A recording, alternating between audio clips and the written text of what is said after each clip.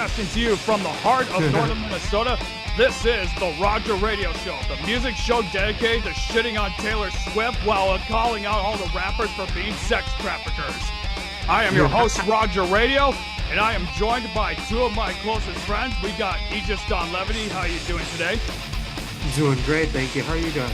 Pretty good. And then we got my other friend who's right here too, an independent musician in his own right, from the bands locked out in the Splithandboys. This year is Adam Holland. How you doing today, Adam?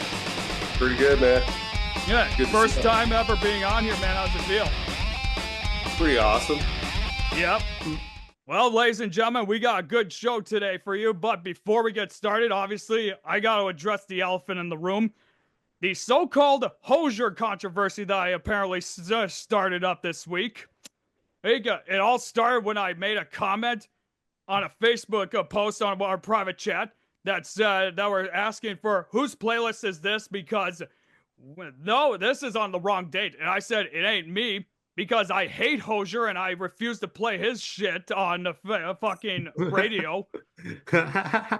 Yeah, but but obviously it's like, whoa, where'd this come from kind of thing. But obviously I'm going to address this to defend myself. Number one, Take Me to Church, without a doubt, one of the most fucking annoying songs ever, which is not surprising considering that it came out during the worst year, I think, in music history, and that would be 2013.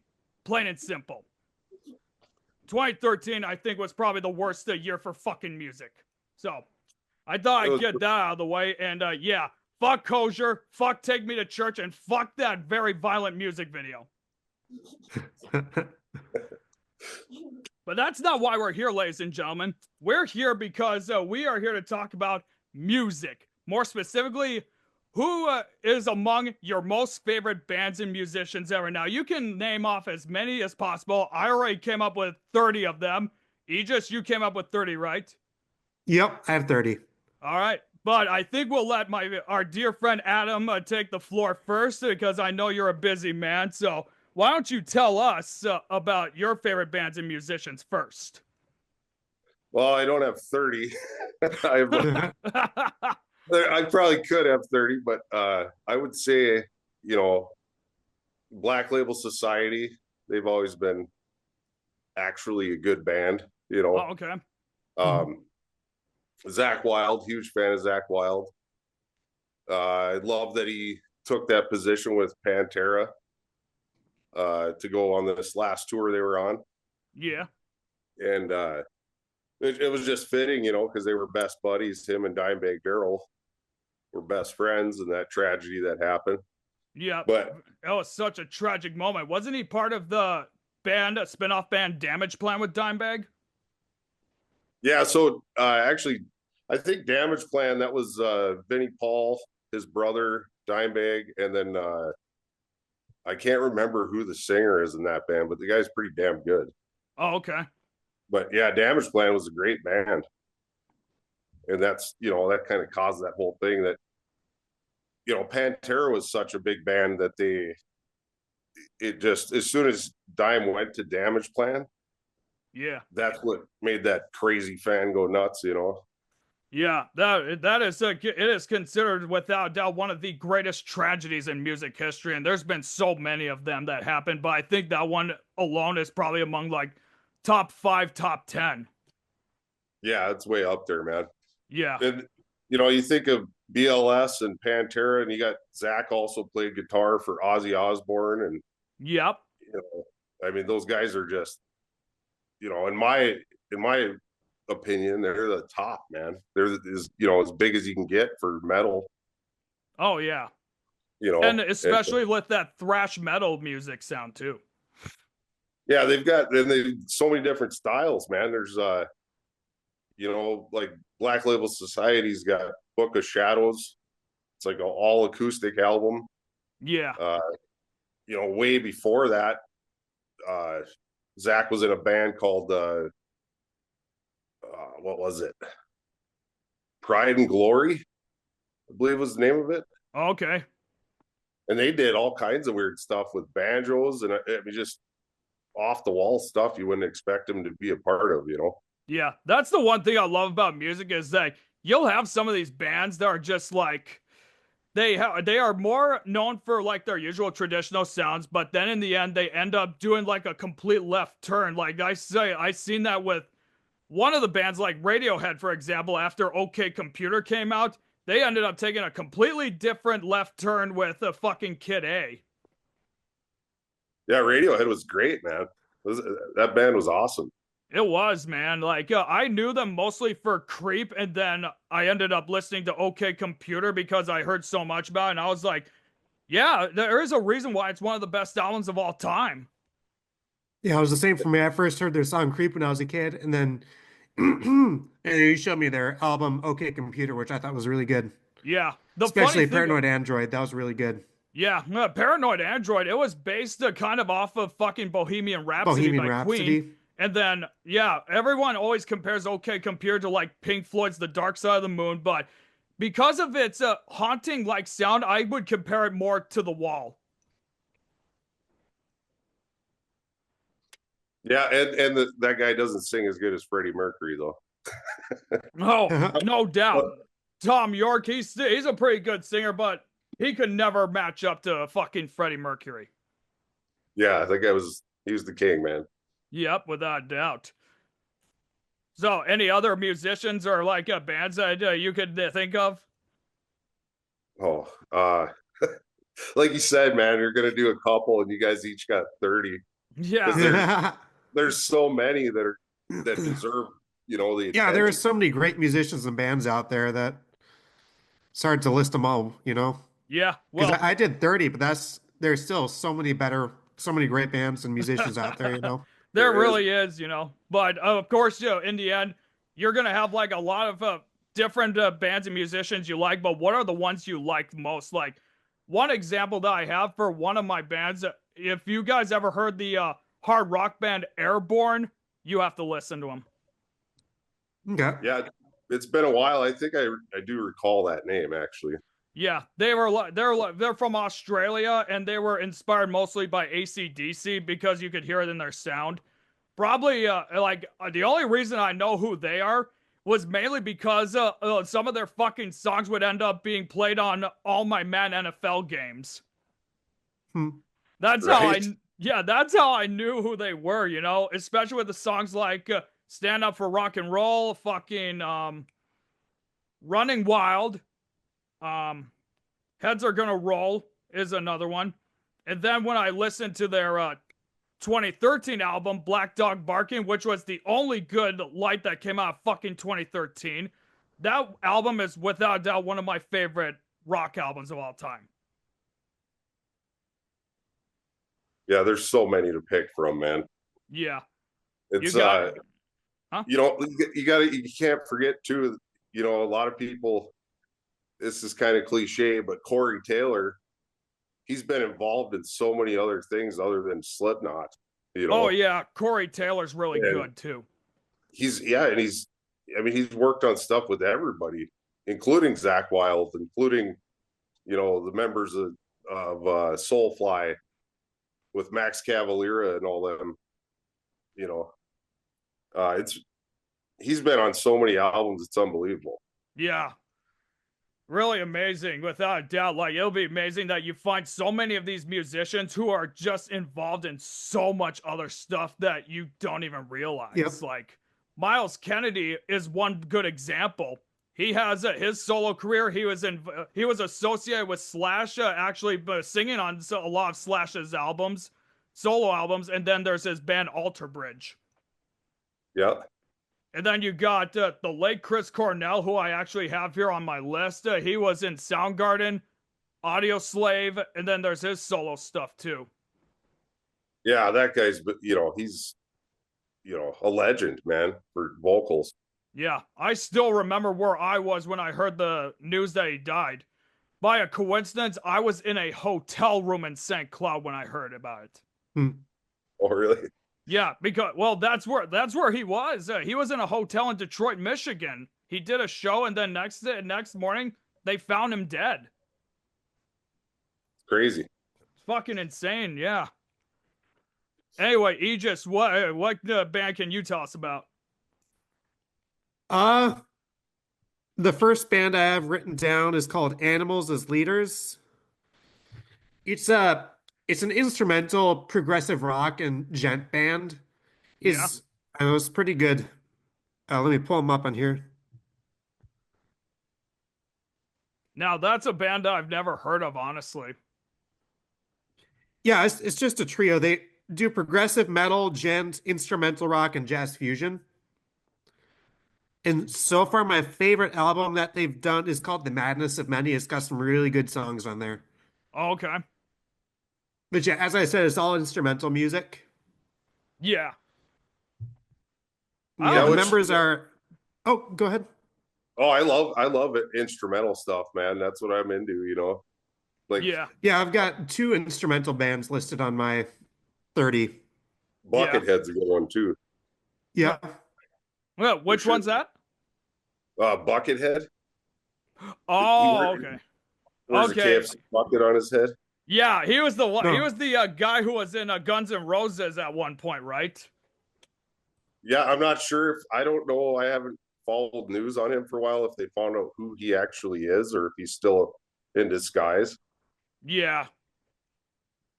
But yeah, I love it. You know, instrumental wise, it's just like that guy's incredible on guitar, man. Yeah. The only time when I really listen to a lot of instrumental stuff is like if you listen to this genre called synthwave, then it's mainly like fucking instrumental music, but it's like it has like that 80s electronic stuff and it sounds pretty good. Yeah, yeah, definitely. Yeah. Let's see here. So obviously another good musician who I like for the country stuff would basically be without a doubt Jason Aldean. Right? Yeah. No, when I graduated from high school, we had one of his songs that was actually our class song, and that was Tattoos on This Town. And then when you listen to what was deemed his controversial song for Try That in a Small Town, man, it sounds pretty good, you know. Yeah. And of course, we try to stay out of politics and whatnot, but it was kind of politically motivated, without a doubt. Yeah, music has that power, man. It can change countries, you know. Yep. Yeah, It's the most powerful tool there is, really. absolutely, without a doubt. Yeah, I have one band later down on my list that I've liked since I was in middle school. They're very political, but they're really good too. Yeah. Well, we'll talk about it when we get there though. Yeah, we'll talk about that. You So, guys have so many. well, yeah, what do you expect, man? There's so much fucking good music. I couldn't even choose like my top 20, honestly, because there's just so many damn good ones, you know? That's why, yeah, man. That's what when you guys asked me to be on this episode, I was like, well, I'm just gonna wing it, man, because I could just whatever comes to my head, you know. There's so many bands. Yeah, well, Oh, yeah. this is your first one, so we'll make an exception. You got to think, okay, what about Primus, man?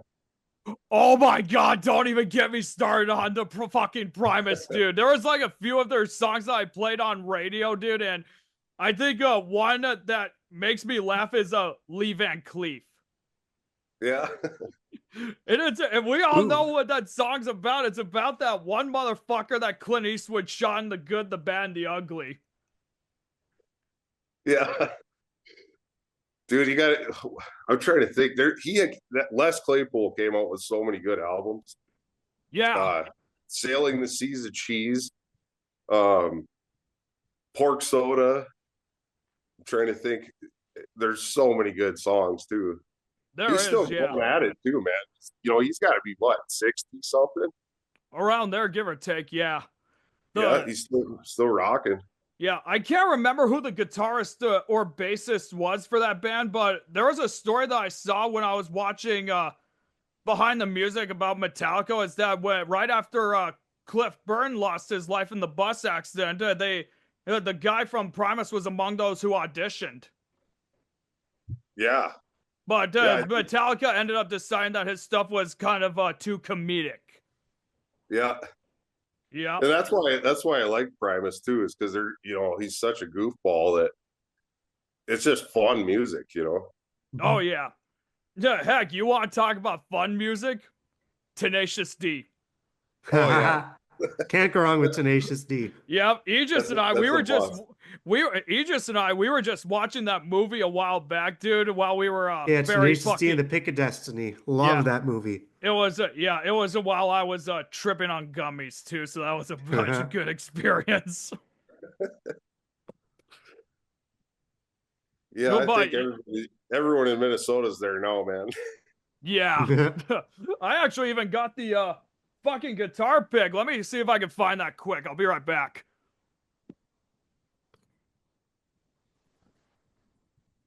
See, this is where we need intermission music right here.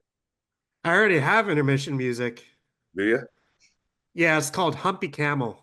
I, That's funny. I compose a lot of really weird music. Do you? Yeah. Hang on Cool, a sec. man. I know where to find it. We should jam sometime, man. Hell yeah. I don't play any instruments. I compose for just about anything. I'm mainly a vocalist. Yeah, that's cool. I can't sing worth a shit, so then you never know, man. You come up with something together. That's all. Most Hell yeah. unexpected ways. That's how I've always met Because people. I don't know about you, but I got big ass dreams. You Yeah, know, man. Gotta I'm shooting for the fucking stars. makes life interesting that way, man. Hell yeah. Yeah, without a doubt. All right. Bam, motherfuckers. Oh, let me see. Oh, you still got it in the packaging too. That's fucking Oh, awesome. Yeah, well, I that's got great. two of them. One to take out of the packaging, and then this one here. Here, that was my grandpa's guitar case right there. That's a family heirloom, so I thought, why not put this in there with that guitar? Yeah, you gotta have that. Yeah, I'm even thinking about getting that fucking pick tattooed on me one of these days. There you go. Yeah, well, why not? So, I tell you Just don't what. get it on your face. Yeah, well, unless if I want to be as psychotic as Mike Tyson, then yeah. Just have the pick of destiny on your eye. Yeah, just right there where the eye is. Like right on your eyeball. Yep, right on the eyeball. I could look like a fucking who was that one guy from fucking Clockwork Orange Aegis that has that fucking star on his eye? But Alex. instead it's the fucking pick. Man, that show is crazy. Yeah. The book was really good too. Yeah. Yeah. Now, Probably better. oh yeah. I'll The tell book you is a what. bit hard to read just because of all the made up words and shit in it. It's called like Nadsat, I think they called it. It's a combination of like Russian and British slang. It's pretty cool. That's crazy. No kidding. I'll tell you one band that I really like, who I listen to all the time, that would use that pick, Breaking Benjamin. Yeah, they're good, man. Been around for nearly 20 years. I'm still kind of waiting for them to release a new album. You know, they haven't released one in like 7 years. Yeah, that's crazy. Time flies, man. Yeah, like holy shit. Like I know their last album came out post Masabi Range for me. And they basically Benjamin Burnley is the only original member from the original lineup today. Yeah, because I'm looking at because I'm right now looking at the timeline for like all the members that are there, and he's the only one that's been there the whole time. There's no one else. That seems to happen a lot with bands when they get up there, you know. Yeah. Just all the things that happen over the years, and it's like they replace members, and it's really rare to see the same guys all the way through. Yeah. They're the only bands so far that I know that have not even had a single lineup change is just U2 and Radiohead. They still have the same original members from the beginning. Yeah, Really? U2 is great.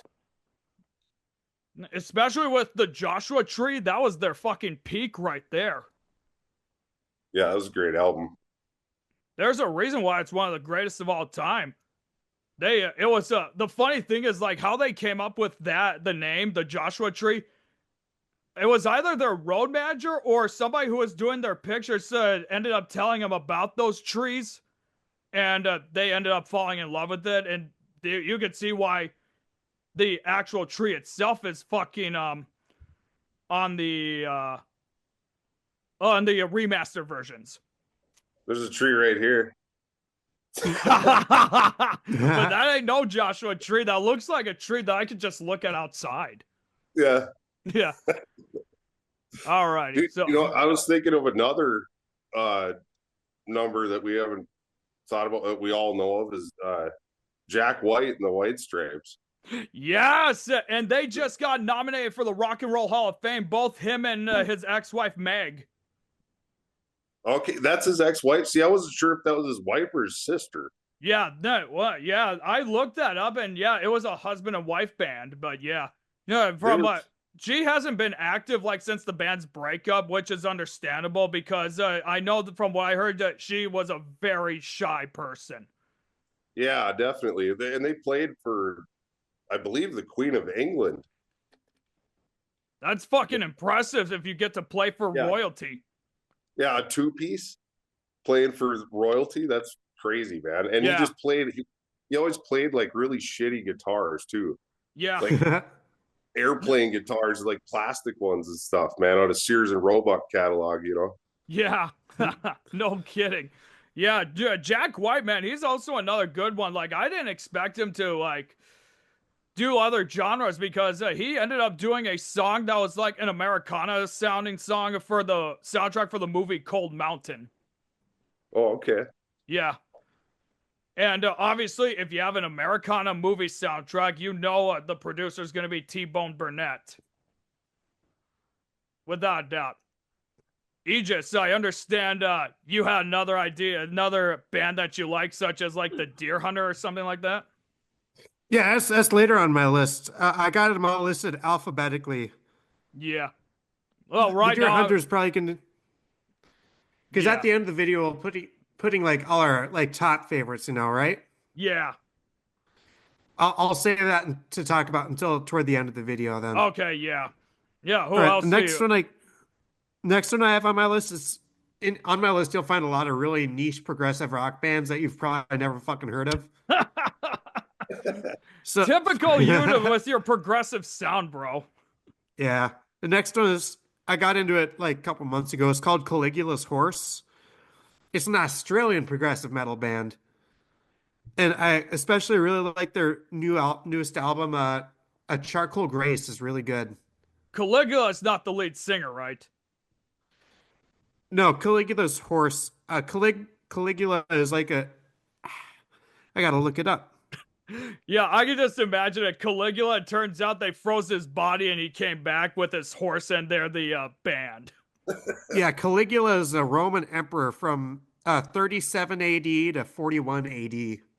And a guy that's where they got the name from. And the same guy who had sex with many, many sisters, from what I've heard too. That dude was a fucking nut job, dude, but he even then, and this is just off topic right now, this is the same guy where he was at like some games or whatever that he was running, and they ran out of criminals, so he had them drag the first 5 rows of spectators into the arena, and a lot of people got devoured by lions for his amusement.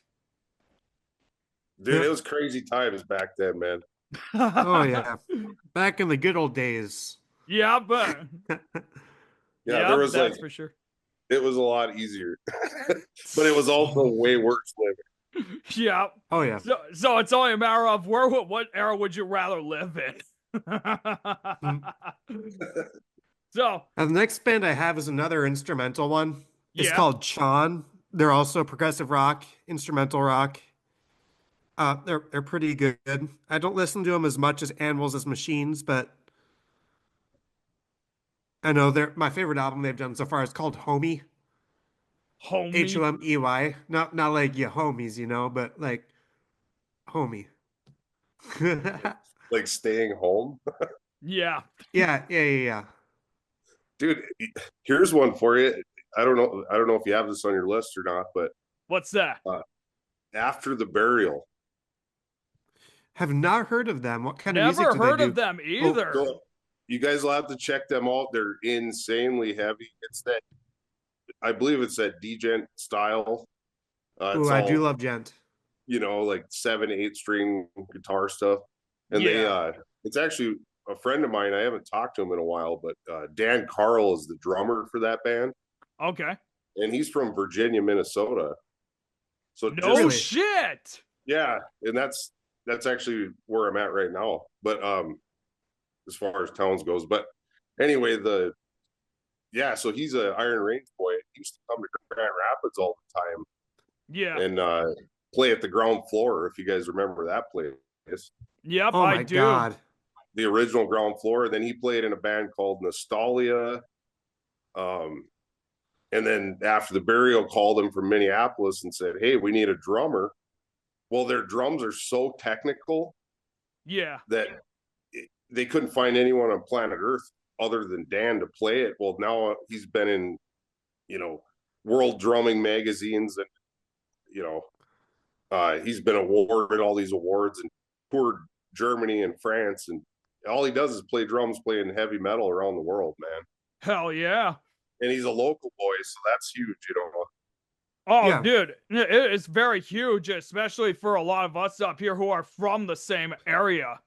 Like northern Exactly. Minnesota wise. Like we even got our own guy in Bob Dylan, who's from Hibbing, Minnesota, and he went on to become one of the greatest songwriters of all time. Absolutely.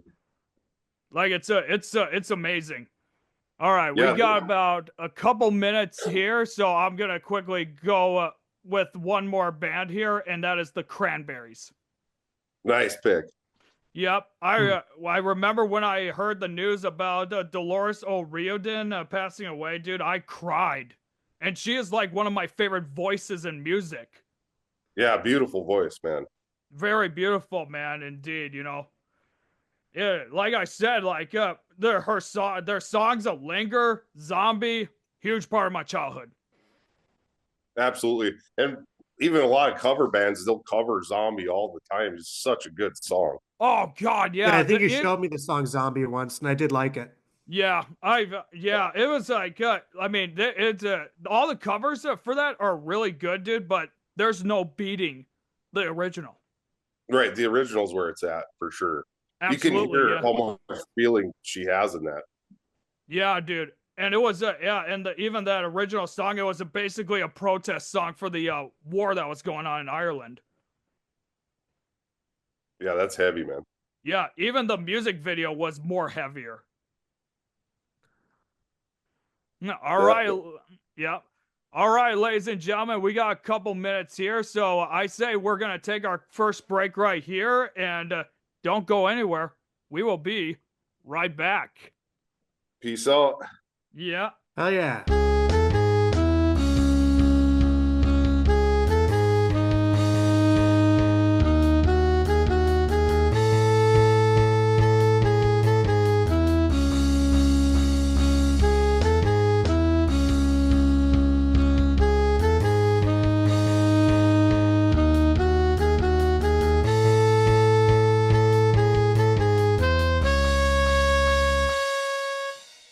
Welcome back to the show that's dedicated to reminding all of you fuckers out there that Chris Brown is a woman beater. Welcome back to the Roger Radio Show. Before we get started, ladies and gentlemen, I need Post Malone inside me right now. And I need a Voodoo Ranger, not yet officially sponsored. Someday though. I'm not sponsored by these fucks either, but I'm still showing off their logo. I'm still showing off my Voodoo Rangers. Yeah. I'm putting them in my fucking frost buddy that keeps it nice and cold. Mm-hmm.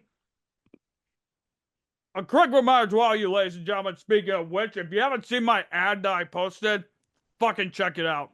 What are you waiting for, you fucking bitches? I fucking love you just talking shit on all your viewers like, fuck you, keep watching my shit, fuck you. Hey, I'm just keeping it real, man. Just like the Chappelle Show, man, when keeping it real goes wrong. All right, so how many bands have you gone through so far? Oh, go ahead. Now, before we get started, ladies and gentlemen, our other co-host, Adam, he had to check out because he had some other stuff going on, but a huge thank you to him for coming on the show. And it's nice having him. Yep, it was, yeah. But yeah, Aegis, how many have you listed so far? I can't remember. I've listed 3 so far. How many have you listed? Let me take a look quick. About 5.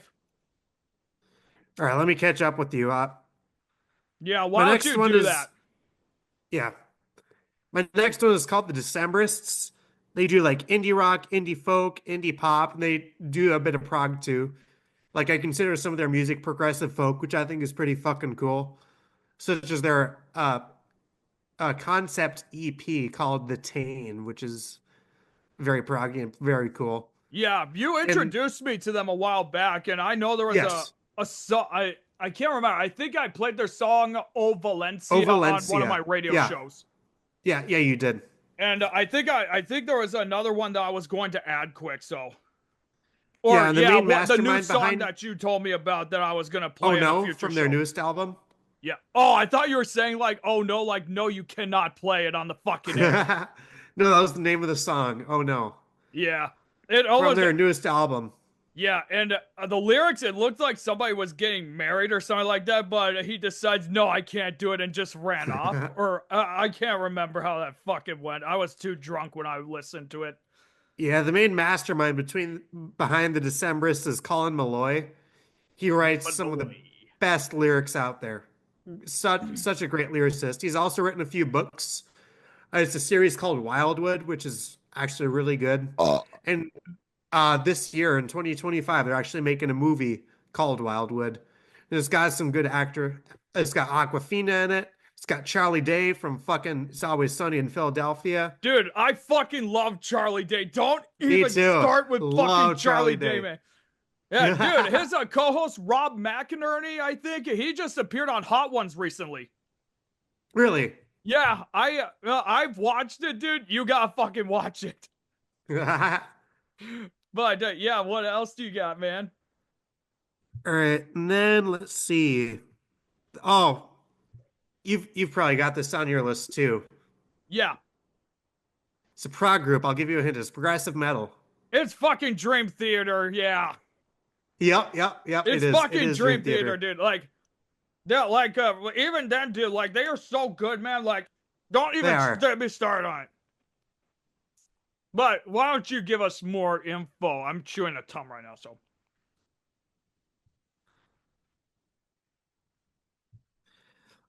Yeah. It's I don't know. My favorite member of the band is Mike Portnoy, who's the drummer. He's a really good drummer. My favorite drummer of all time, I'll get to later when we're talking about musicians. Well, solo musicians anyway. Yeah. Well, I'll tell you one But thing. My favorite drummer, now that you bring it up, Keith Moon for me. I'll talk about that later when I get to Frank Zappa. Yeah. Yeah, but yeah, I know what you mean. But yeah, dude, Dream Theater, dude, really good, dude. A View from Oh, the yeah. Top of the World, one of my favorite Dream Theater songs, along with The Alien. Like the whole album itself is so fucking good. Answering the Call's another good one. You and I were listening to a few songs from Metropolis Part 2, their rock opera. Yeah, Metropolis Part 2, And I was then- going to say, is probably my favorite album they've done so far. Yeah. That, and I also really liked Parasomnia. Yeah, Parasomnia, which we just recently reviewed, ladies and gentlemen. Yep, It's you a gotta really watch that. good It was a album. really good video. It Dude, was a good video, good album. I'll tell you one thing, dude. If they do not make a fucking movie about like that album or something, you know, like what Pink Floyd did with The Wall, dude, I don't know, man. Like, it looks like they would make a great fucking story with that. The Deer Hunter might be making some movies in the future too, but I'll get to that later when I talk about The Deer Hunter. More like the Beer Hunter. Speaking of, I cheers, could, my lady. yeah, I could just imagine that for if you started your own band, it would be called the Beer Hunter instead, just for the sake of it. And once I start my band, I'll probably just call it the Interrobang Group. And it'll be an Interrobang. extension of the Interrobang Group. Yeah. Mwah. All right, then you go. Your Okay, turn. my turn. All right. Obviously, ladies and gentlemen, one of my all-time favorite classic rock groups, the Eagles. Hotel California, Don Henley, Joe Walsh, Those fucking guys, dude, they made some of the best fucking music around, and they are actually credited for making the country rock sound. Yeah. Yep. I'm just pulling up their debut album right now. Uh, yeah. I mean, they got so many great all-time great songs there. Dude, I'm starting to get creeped out, man. Shoo, Bernie, shoo. Oh. Go away, Bernie. Go away, Bernie. No means no. But yeah, he just fucking falls fell over. Yeah, but yeah, the Eagles, dude, so many great songs, dude, especially from their debut, dude. Take It Easy, Witchy Woman, Desperado, dude. My most favorite song from them, and it's probably among my 100 favorite songs of all time, is In the City from their album The Long Road, which was the last album they released right before they ended up having what is considered one of the top 5 ugliest breakups of any band in music history. It was that ugly. And of course, it came to a head when they were doing a benefit dinner for Alan Cranston, I believe, who was a senator at the time. I gotta look at this. Yeah, on July 31st, 1980, they were in Long Beach, California. Tempers boiled over, and it was described long night at wrong beach. And very much it was yep, Senator Alan Cranston, they were having a benefit dinner for. And during that time, Glenn Frey and Don Felder were exchanging threats to one another in between sets. While nothing physical happened, the next day, it was game over. And then 14 years later, quote unquote, hell freezes over and they reunite and release the album with the same appropriate name. But I'll tell you one thing, their whole music, all their music wise, and I've listened to all of their albums, nothing compares to Hotel California. Hang on a second. I'll be right back.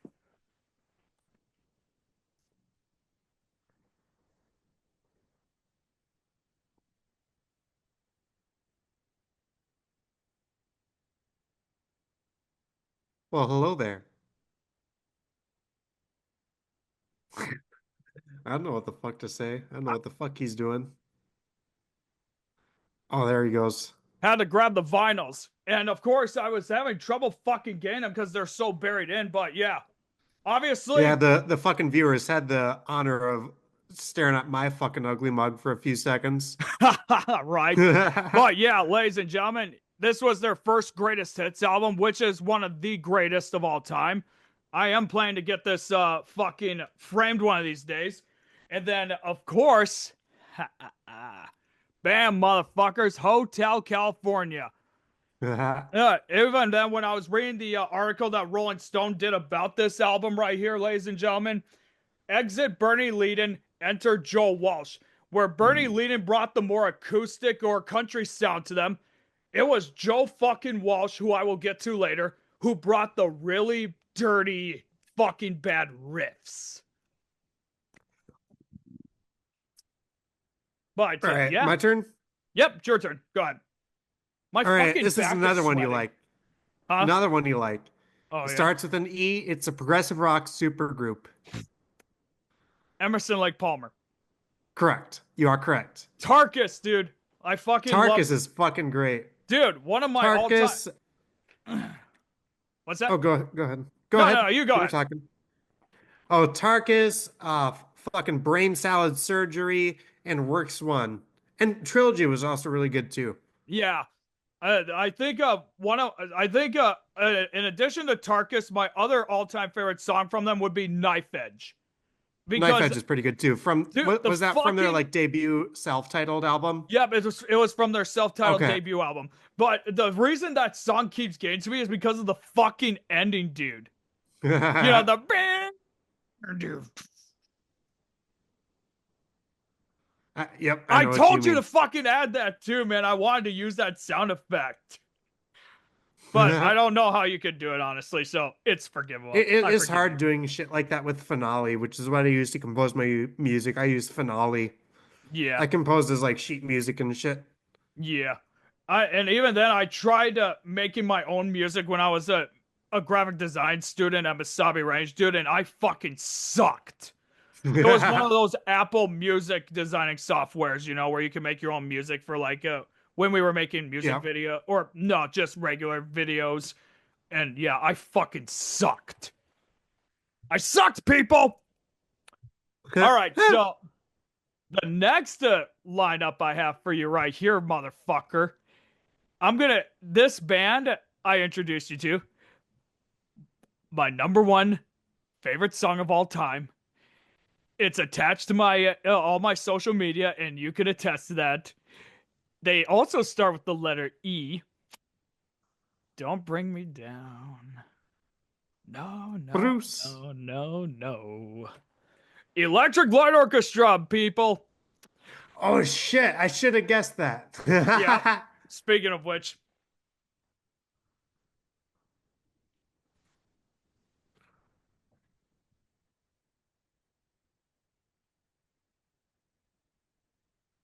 maybe I should just grab all my vinyls and just put them on my bed.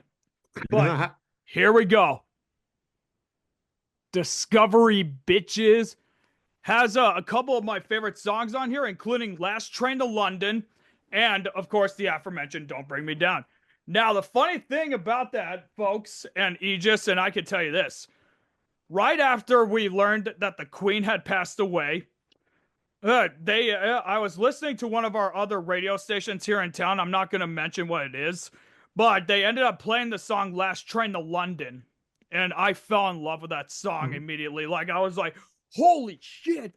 And not to mention, dude, that Jeff Lynne, who is the lead singer for them, he is part of the supergroup, the Traveling Wilburys. Okay. Yep, and the Traveling Wilburys, I don't have them on this list, though, but they are probably the most star-studded supergroup ever made. Especially when you have Jeff Lynne, like I said, Roy Orbison, Tom Petty, Bob Dylan from fucking Minnesota, and of course, George Harrison. Speaking of supergroups, I got a supergroup for you. Oh, yeah?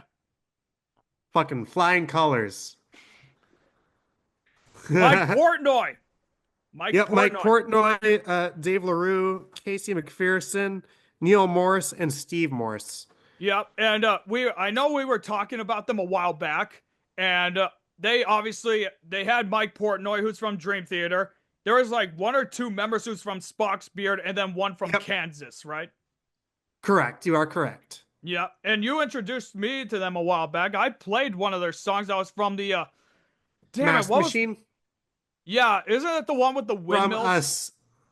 Yes. It's called Second something or fucking other. Yeah, Second whatever the fuck Second Nature. That's what it was. Because the first one was Flying Colors, then it was Second Nature, and then it was Third Degree. And if they release another album, it'll probably be like Fourth something or other. Is that how they always name their? Is that how they always name their albums? Is like first, second, third, etc. Yeah, that's what they've been doing so far. Well, the first one was just self-titled. It was just called Flying Colors. Jeez. Then it was Second Nature, and then Third Degree. Next was probably going to be Fourth something. Because that for some reason it almost reminds me of like, just imagine if you have like a whole band that actually only did self-titled albums and just named it like 1, 2, 3, 4, etc. Like Led Zeppelin did. Their first 4 albums were like at least a 1, 2, 3, 4. But it's Flying Colors is another good one there. Okay, so obviously my next lineup here, and obviously you're not a hip hop guy, I know, and obviously I am not. I don't hate it. It's just not my cup of tea. Right. No, obviously there's no beating Mr. Slim Shady himself, Eminem. Now that is my boy right there, man. His music. I've been listening to even when I was about 5. And even my parents, they did not give a shit. But like the only reason I got into them was because of the song Stan, which is among my top 5 favorite songs of all time.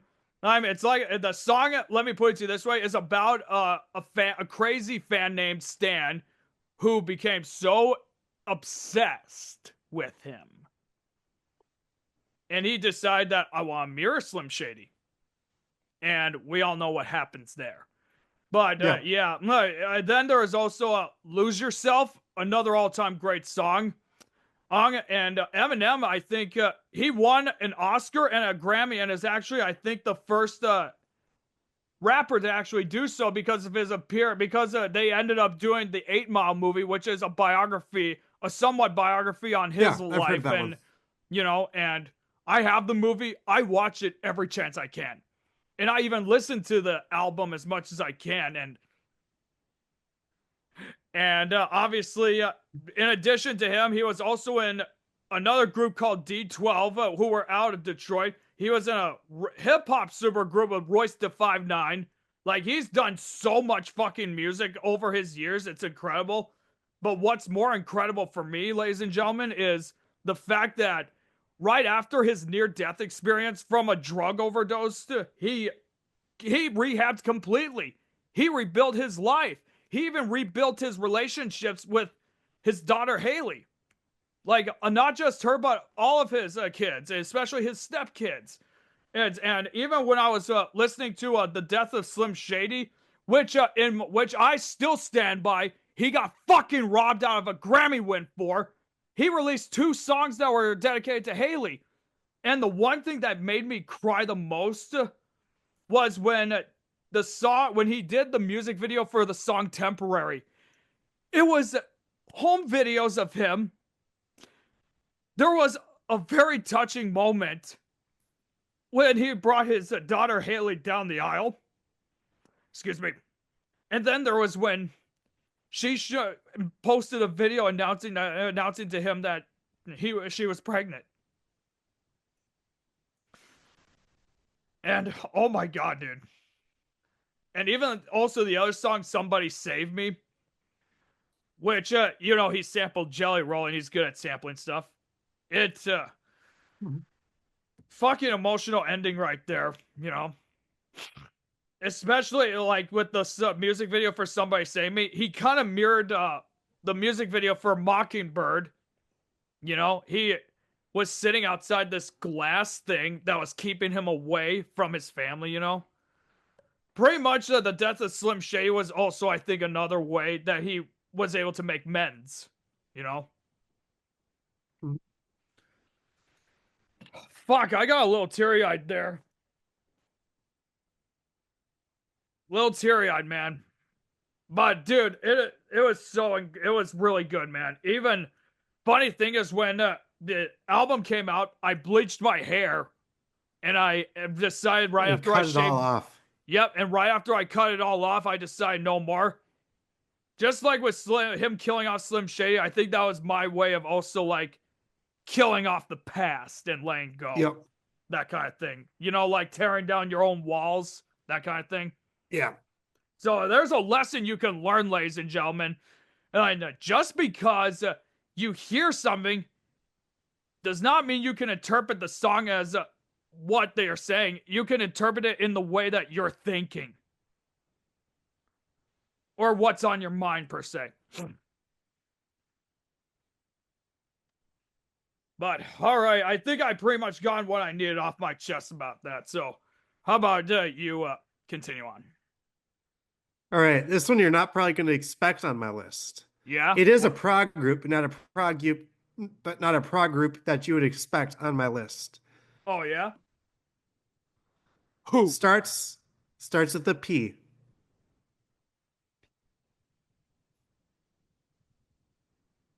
I give up. Pink Floyd. I have them on my list too, you prick! I have them on my list too, dude. You know what? Let me see. I'm gonna fucking try and find that page quick, because I might as well just pull that up too, so. Yeah. Alright, but yeah. No, Pink Floyd, especially The Wall, is fucking solid. And Dark Side of the Moon too. And Dark Side of the Moon is also really good, but I think The Wall is their best album. Give me one moment. You go ahead and explain who they are quick while I grab what I need. Just going to his record collection. Pink Floyd is another psychedelic prog group. You've probably heard of them. I didn't do that. Yeah, their best two albums, of course, are The Wall and uh fuck. Why did I forget fuck what it was called? 1 minute. Dark Side of the Moon. I don't know why I couldn't think of that. But no, of course their best two albums are Dark Side of the Moon and The Wall. The Wall I really like because I really like my concept albums and rock operas, you know. Sorry, my cow is fucking annoying me. Hold on. I'm sorry. Give me 1 minute, please.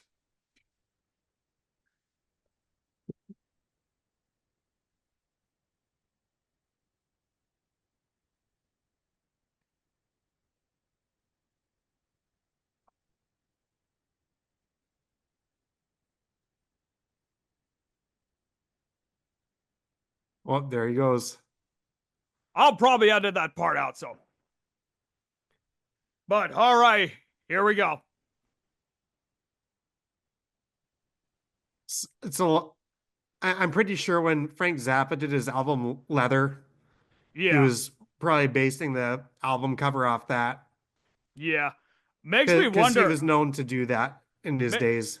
Yeah, it makes me wonder. Wonder what the cow from this cover's been up to these days.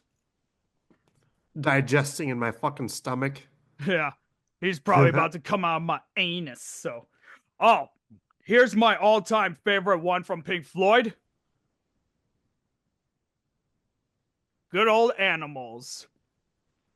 Especially with the song Dogs, which is my most favorite song from this album and probably my most favorite one from them together.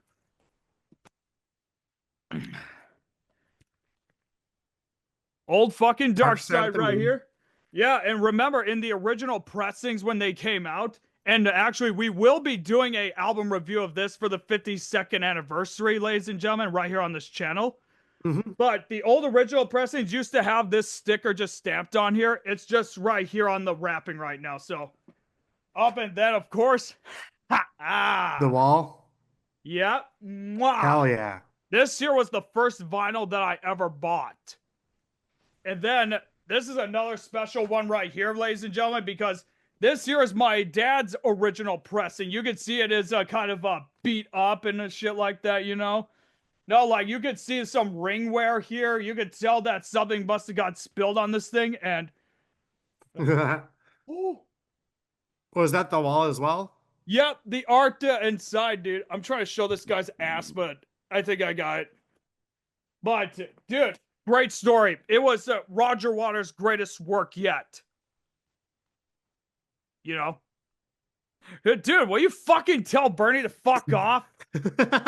Oh, I'm in my groove right now, you know. So, but obviously, like the earlier years were the most interesting because of Sid Barrett. Yeah. You know, Sid Barrett was one of the fucking guys. He's like one of those most tragic stories because of his personal problems that he had with schizophrenia, which they were not able to diagnose back then. And are you doing a line there? No, I was pulling up the next band I'm going to talk about. Oh, okay. Yeah, I was But gonna be like, you were in- bent down so much. I was like, were you doing a line? No. Yeah, he was one of those schizophrenic musicians, which I am too. I am also schizophrenic. I'm a high functioning schizophrenic. I'm like with my meds and shit, it's fine, Yeah, but I'm still schizophrenic, yeah, which is I don't know. People have a lot of shit against fucking schizophrenics, you know. yeah. Like we're But not all fucking batshit crazy. yeah, I know what you mean. But yeah, he was no, even some of the interviews that Roger Waters gave about him, man, they were so sad. Like he was so devastated about all that. Like all of them were. Like even the most interesting is the Wish You Were Here sessions when they were actually recording "Shine on You Crazy Diamond," which is about Sid. He just fucking showed up out of nowhere. No, I'm not kidding, dude. He was. They didn't even recognize him because his head was completely shaved. He shaved off his eyebrows, and he gained about maybe like 40 pounds since he last saw them. Damn. Yeah, he did not look in good shape. He did not look like he was in good shape, and that was the sad part, you know. But yeah, aside from that, like it was so amazing that I always wonder what it would be like if Barrett stayed in the band. But then on the other hand, they probably would not have created the albums that we've listed off for like their big four, you know? Yeah. Dark Side of the Moon, Wish You Were Here, Animals in the Wall. You know? All right. Yeah. Since we both had Pink Floyd, should I go again, or do you want to go? No, since we did Pink Floyd, and since we've already fucking agreed that they were both on they were both on our list. Fuck, I'm having a stroke right now. That we just are. I'm just gonna skip past because we already talked about it. So, All right. The next one you probably haven't heard of. What's that? It's called Porcupine Tree.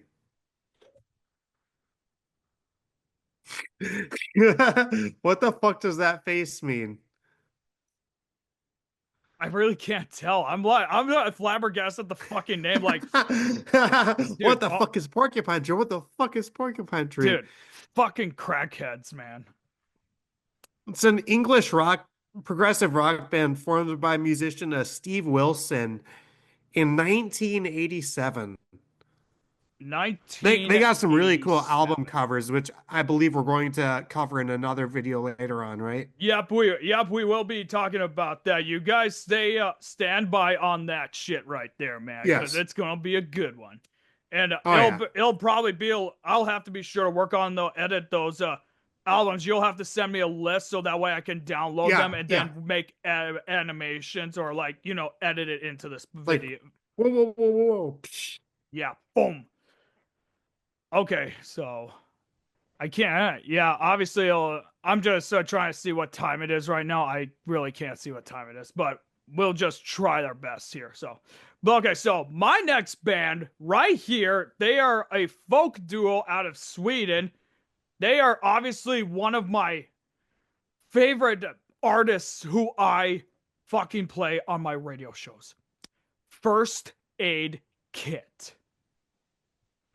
Probably, without a doubt, some of the most beautiful voices on the planet.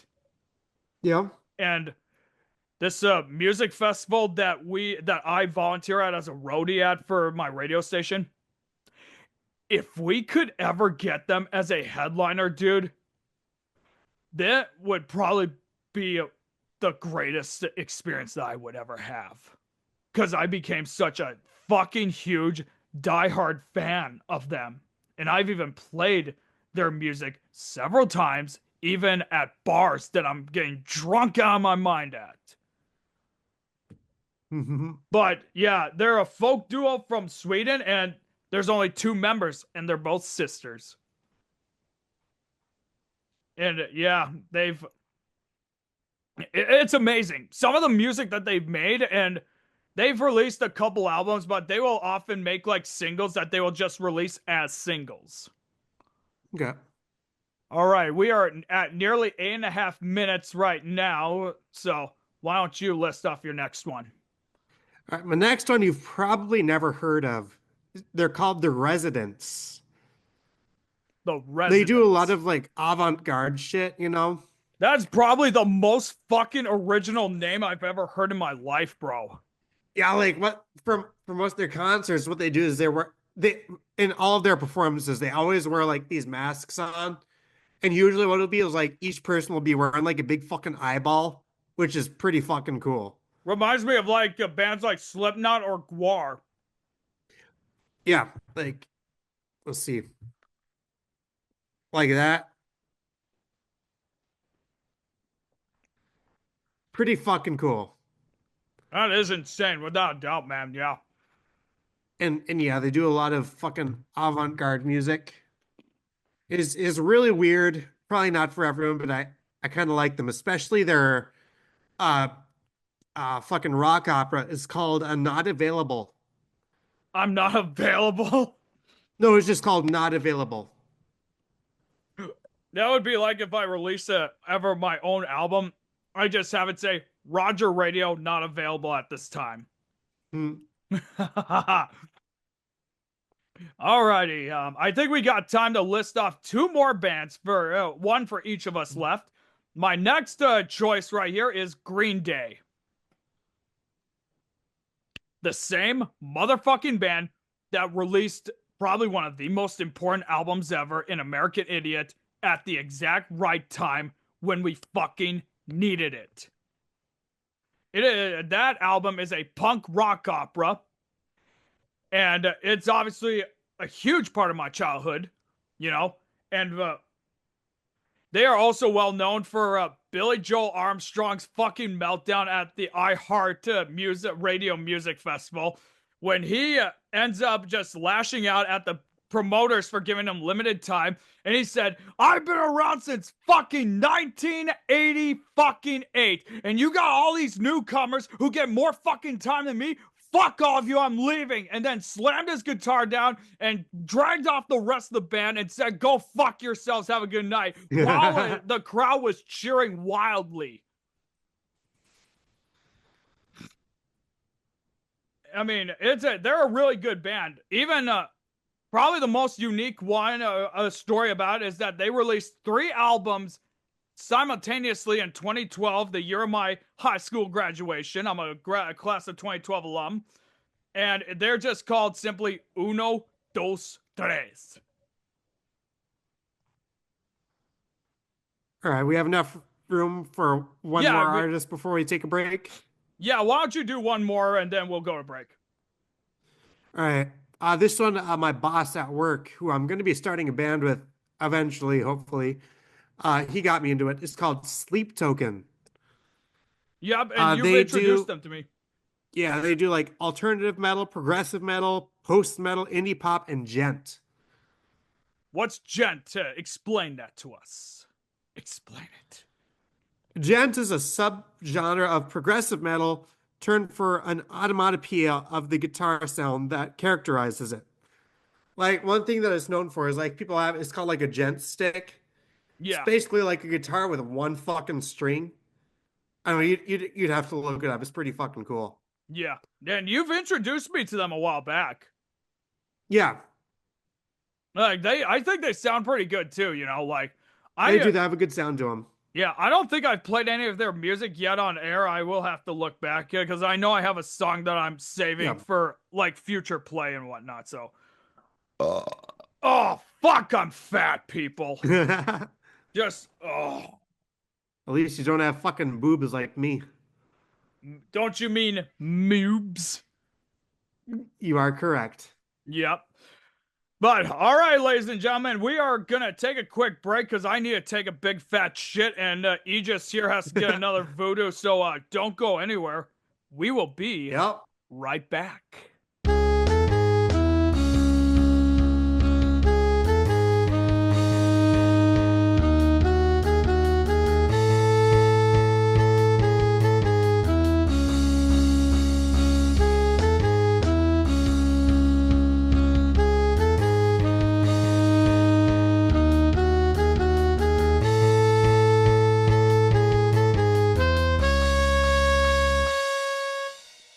Welcome back to the Roger Radio Show, the show dedicated to remind you that Kanye West is now a Nazi.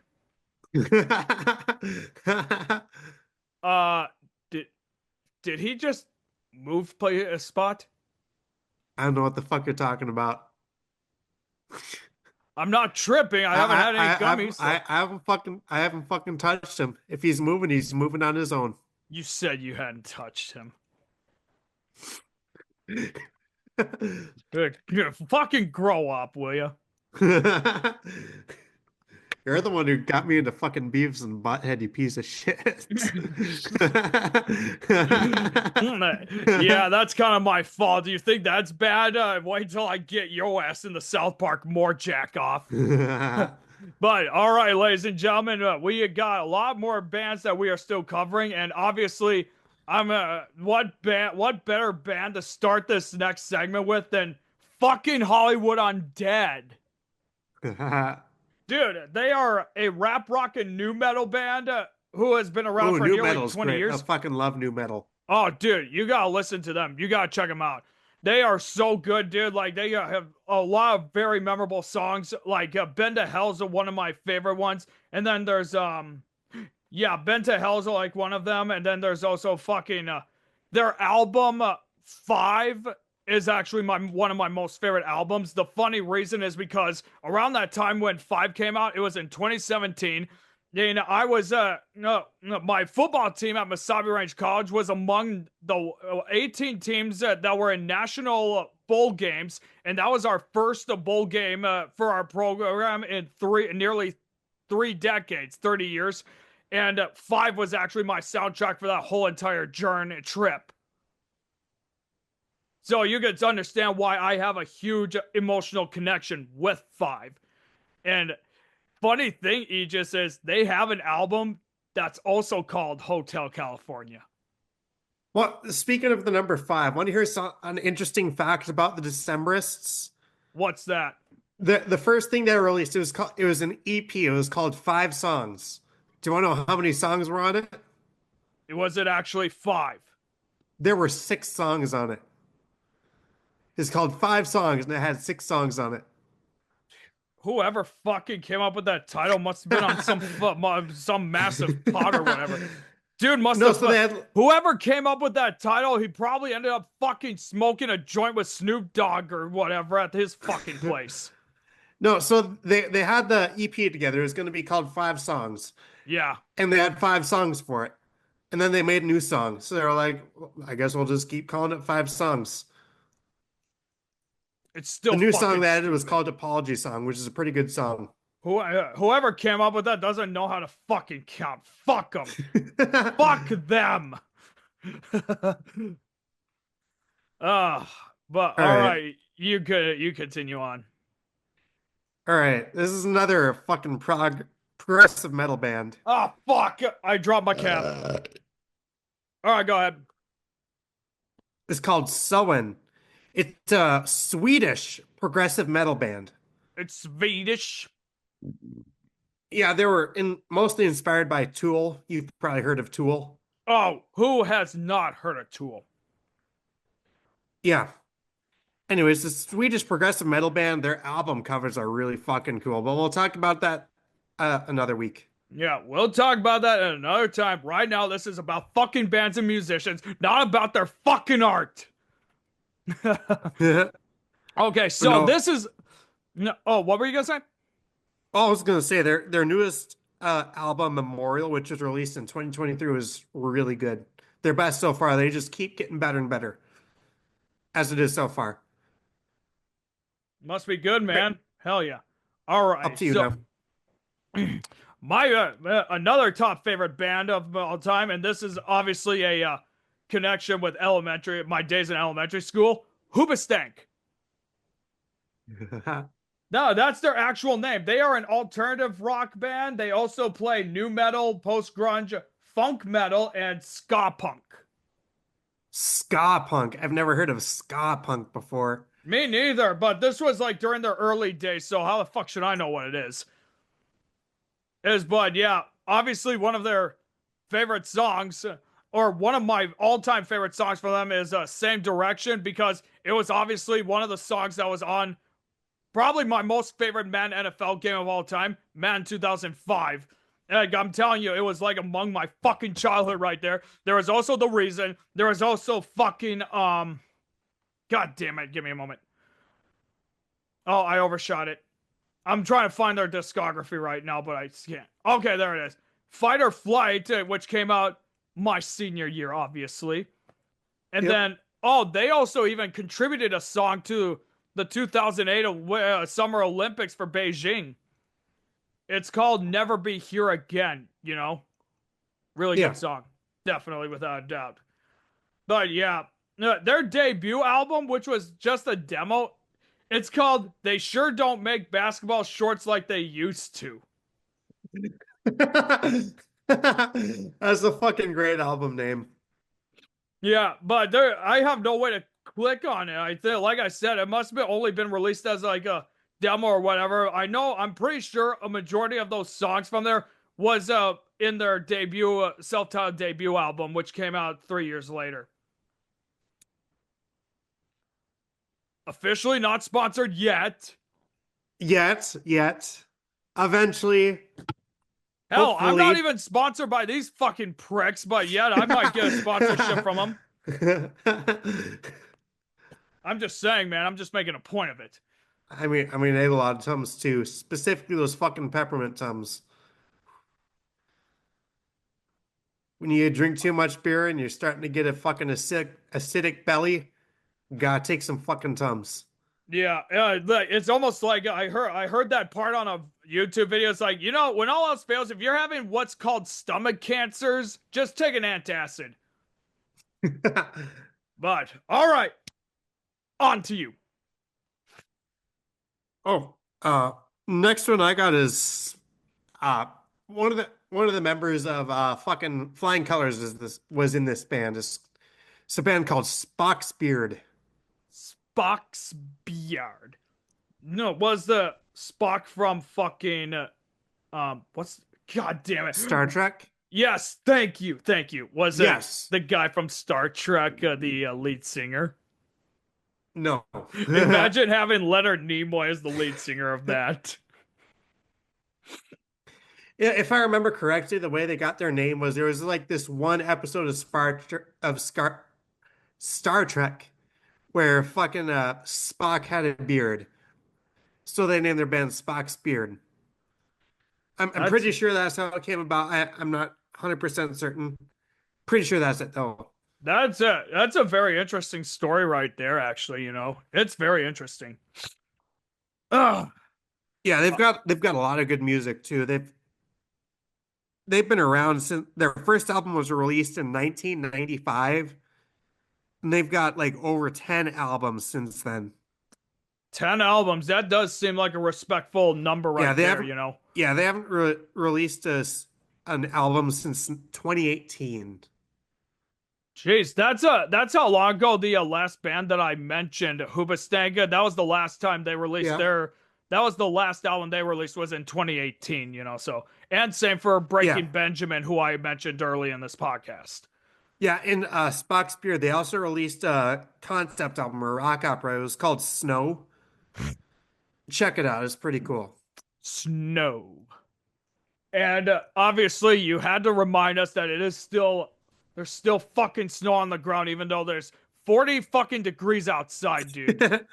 There's still fucking snow out on the ground, Want to know who I blame? Who? That goddamn fucking groundhog. Piece of shit. No, dude, I tell you one thing, man. Like, I got a fucking gun cabinet right there.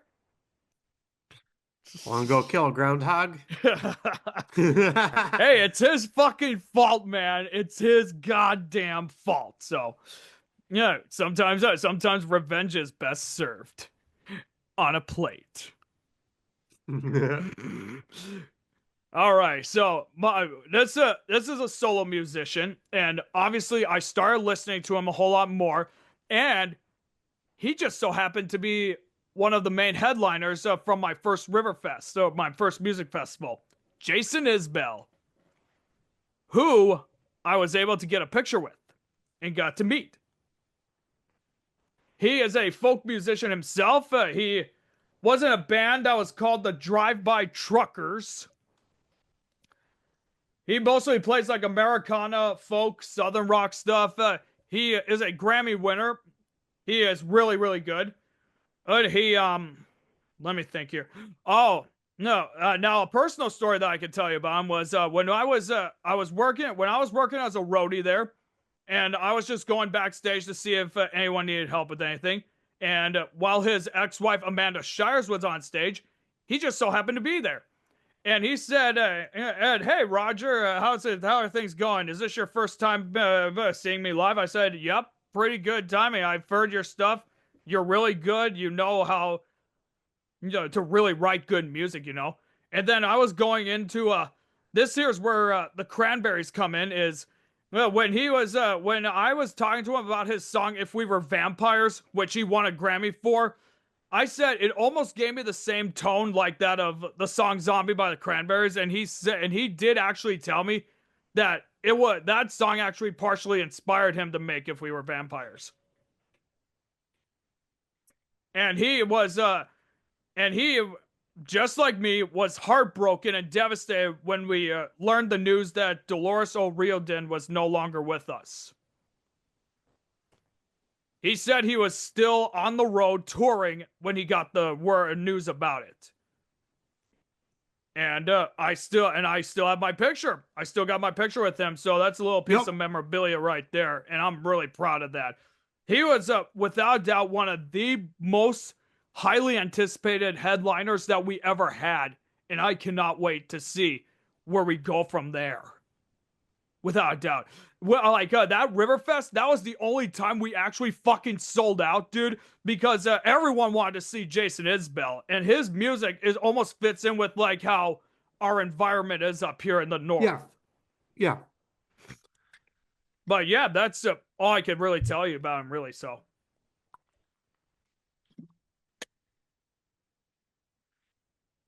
All right, so who else do you got next on your lineup? As soon as you're done chugging that shit, holy fuck, kid.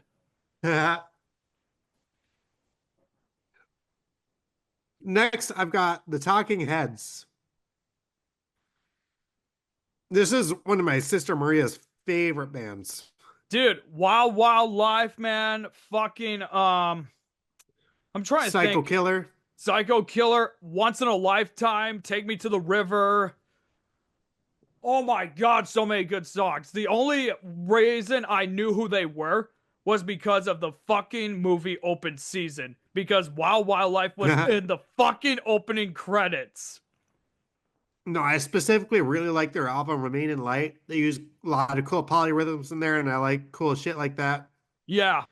And it's considered one of the greatest albums of all time, and it is their greatest work. Yes. It is. It's, in my opinion anyway, it is their best album. Yeah.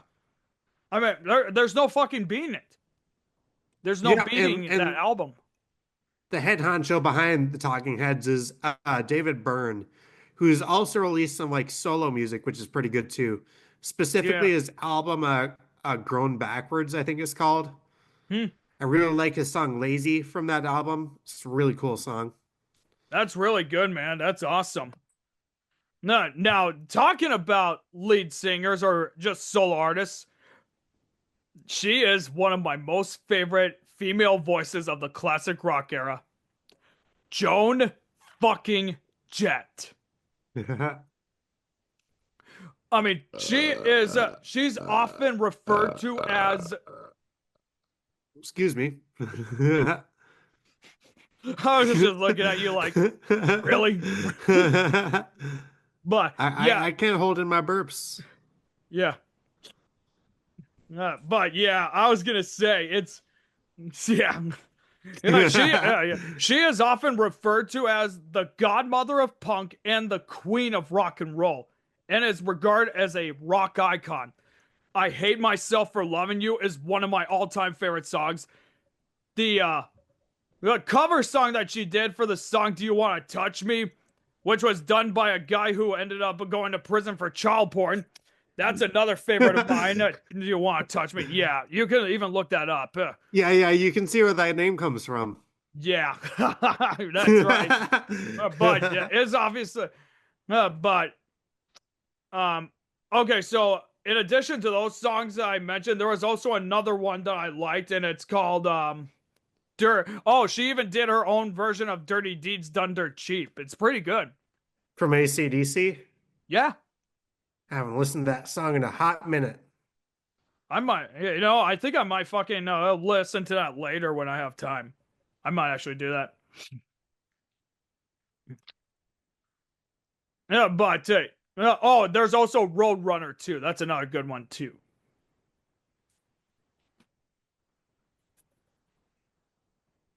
Yeah, that's all I got to say. All right, my next band is another one you probably wouldn't expect from me, but you could kind of expect from me. Starts with a T, ends with Ool. Deer Hunter. It's Tool. There's no being around the bush with you, is there? No. My next band is Tool. They're a really good prog metal group. Yeah, I don't know what else to say. As far as progressive metal goes, they're pretty popular. yeah. That's really awesome, man. So, Yeah, but and that band I was talking about earlier called Soen, they get most of their inspiration from Tool, actually. oh, okay, that's awesome. Yeah.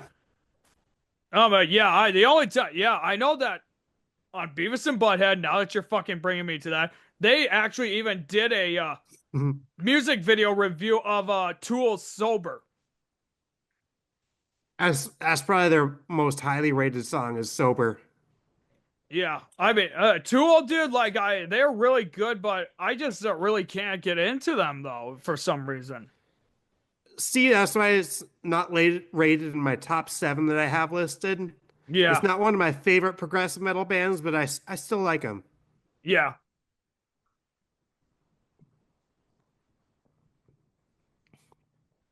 Okay, so this next one that I have here is another solo musician, and she also headlined Riverfest.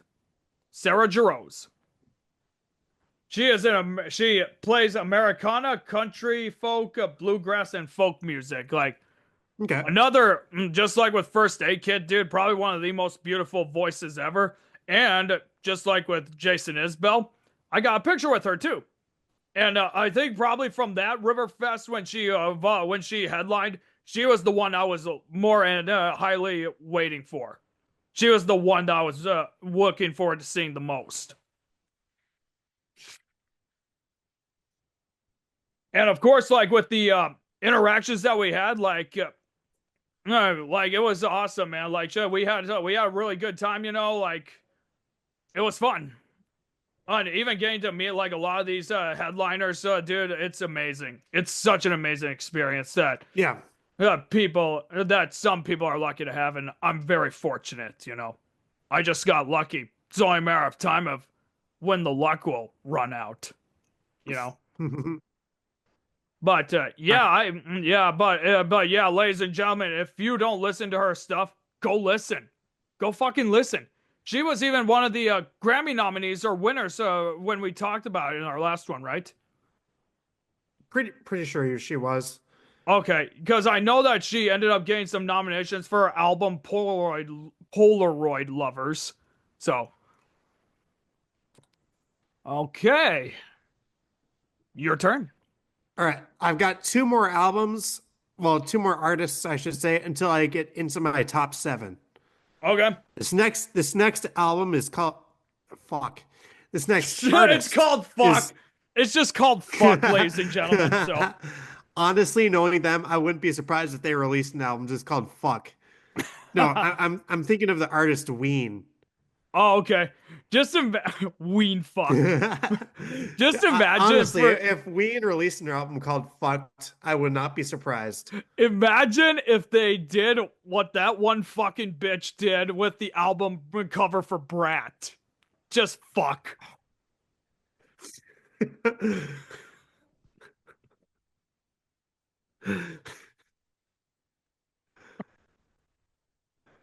I mean, I guess.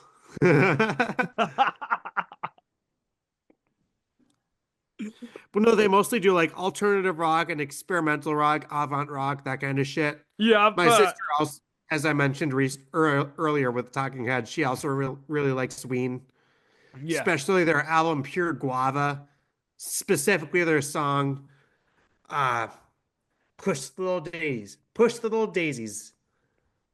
What? I thought you said push the little ditties. No, Push the Little Daisies. Keep pushing. Push the little daisies and make him come. It's a good song. What? Is that the actual name? Yeah, Push the Little Daisies. Oh god, dude! I tell you, man, with all this fucking puns and all this shit, dude, I'm gonna get canceled before you know it. Oh boy. Okay, so obviously my next one here, and ladies and gentlemen, I'm fucking wearing the sweater for it. I was waiting for you to mention Corn. I knew you Yeah. were going to mention it as soon as I saw you in that fucking shirt. Dude, well, dude, of course I was gonna do it, but I'm doing my shit in fucking alphabetical order. I am too. I didn't even do a top 10. I know you're gonna talk about your top 7, but I didn't even do that. I'm just gonna tell them what my top 10 is at the end. So, but Korn, dude, obviously, did you ever hear the cover that they did for Another Brick in the Wall? All 3 parts? I have not. You need to look it up. Okay. You need to fucking look it up. Put it on your listen to later list, and then you come back to me and tell me if that wasn't good. I imagine it'll be good knowing you. Yeah. But yeah, we all know who Korn is. They're a new metal band, and oh my god, dude, their music, dude. If I was a biker, like a part of the Thunderbirds motorcycle club, dude, that would pretty much be my soundtrack. It's just fucking Korn music. You know, so.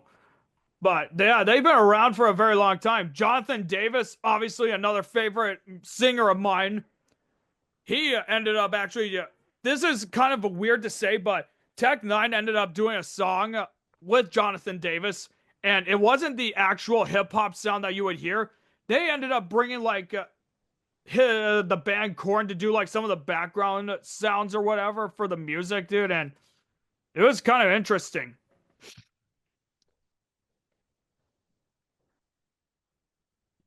I think probably out of all of them, of course, we all know that for fucking I'm just trying to figure out.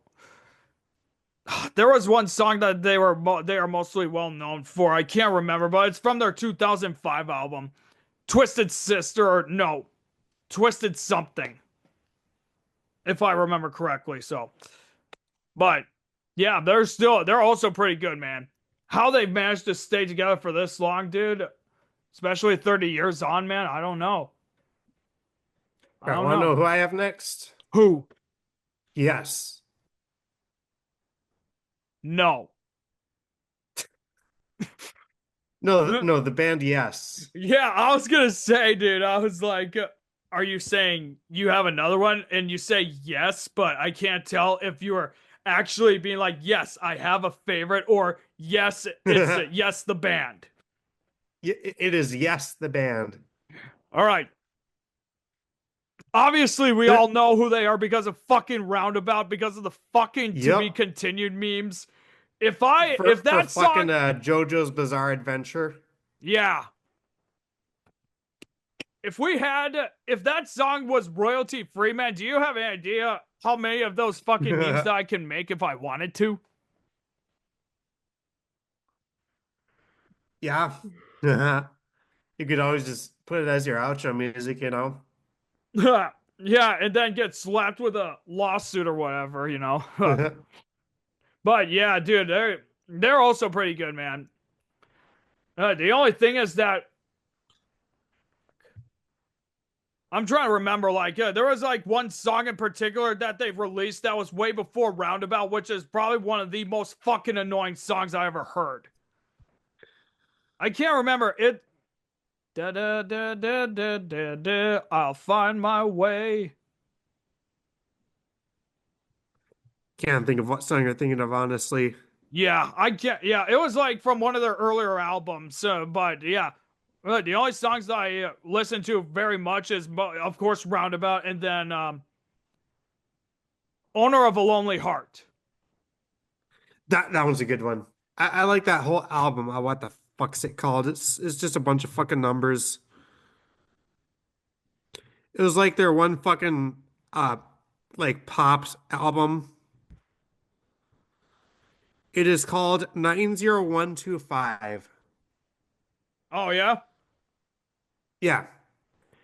It's got some good songs, and it's got Owner of a Lonely Heart. It's got Changes.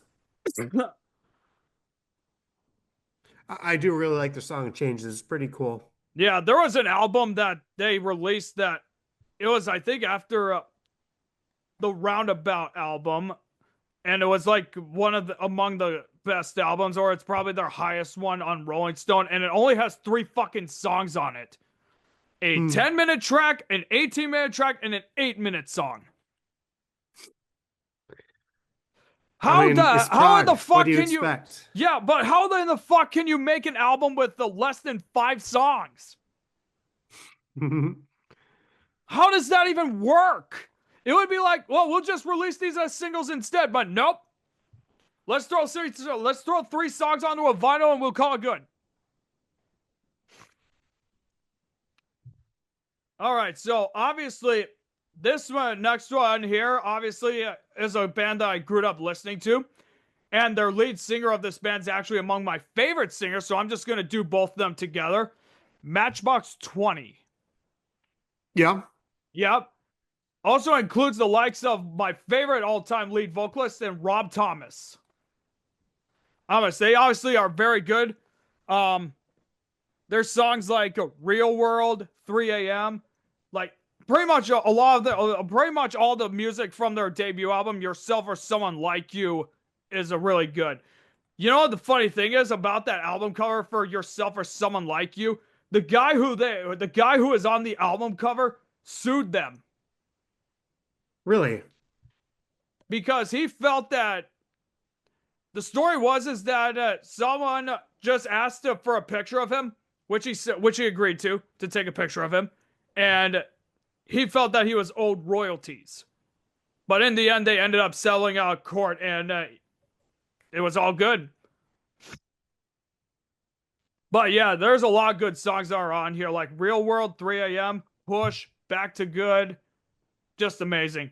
And then, of course, a lot of these songs from their earlier albums, they pretty obviously were a huge part of my childhood, including like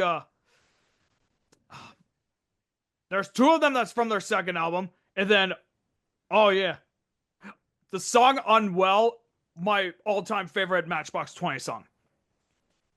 Unwell. And then obviously then because Rob Thomas, who I was listening to is I just had a brain stroke for a moment. Will you fucking stop it, Bernie? You're throwing me off, dude. Fuck's sake. But yeah, but Rob Thomas, because he was focusing also on his solo career, the Matchbox 20 hardly released a lot of their albums, so they only released like within 20 years, they only released about 3 albums. 2002, 2012, and 2023. And Rob Thomas, dude, like I said, one of my all-time favorite voices, dude. Like, even his solo stuff is just as good. Really fucking good. I bet you can't guess what this next. We're getting into my solo artists now. David Bowie's next. Yep. I somehow knew the moment you fucking said that, you were gonna fucking say David Bowie, dude. And even watching your update, and even watching your update video, it's not true. I like some of his music. You're just, I know you like some of his music. You're just not as deep into his fucking shit as I am. Deep into his fucking shit. But all right, I'm sure you got a whole lot of stuff to tell us, man. So tell us. I'm not gonna go deep into it now. I'm gonna make like a whole biopic of him on my channel. But we'll just say he's fucking great. He does a lot. My favorite work is his art rock and glam rock, and especially like into his later career, starting with like 1995, is when he started to get really fucking good. Yeah, without a doubt, dude. Dude, yeah, starting with his album Outside, I guess it's called. Yeah. Starting from then, it gets really fucking good. Yeah. And his songs from then are very underrated. All right, absolutely, dude. Oh, I was gonna say, dude. So, Space Oddity is obviously one of my favorite songs from him, and I would listen to that one all the time. He was among the guys who created one of the earlier rock operas, Ziggy Stardust and the Spiders from Mars or whatever it was. Yep, that's what it's called. Like, I like the idea that he made his own rock opera with that, but I felt it was too short. He could have did at least 20 songs like Tommy or The Wall, honestly. Yeah. But, and then one other thing is, okay, so Zoolander, he obviously makes a cameo appearance. He's the judge of the walk-off between Derek Zoolander and Hansel. And as Zoolander tries to do that move to remove his undies and whatnot, he ends up giving himself a wedgie and probably killed God knows how much sperm in his nutsack. And then Bowie, looking disappointed, had his eyes open like this and said, "Disqualified." Like, he was so fucking pissed. Like, you stupid motherfucker, how dare you lose to Hanzo and all that. You know what I mean with that, dude? Yep. Like, that was like, I was like, I could make that into a meme if I wanted to, you know? All right, so we still got a few minutes to go right here before our next break. Obviously, this one's no surprise. It's another thrash metal band that I really like, Metallica. Who hasn't fucking heard of Metallica? Yeah, especially if you're a Metallica fan and you never listened to the Black Album, you deserve to be fucking locked up in Rikers Island or San Quentin for life. But yeah, they're really good, man. James Hetfield, Lars fucking Ulrich, man. There's a reason they were called Alcoholica. I'm not kidding, dude. That was literally their nickname because of their partying, and they were so out of control with the partying. They would even say that for many years it was because of all the Jägermeister. And we know, and you know what you're talking about with your fucking reverse Jäg bomb too that you had. So. Yeah. For those who don't know, there's this video of me. I took a reverse Jaeger bomb. It was a cup full of fucking Jägermeister with a shot of fucking of the energy drink I was drinking at the time. And Red Bull.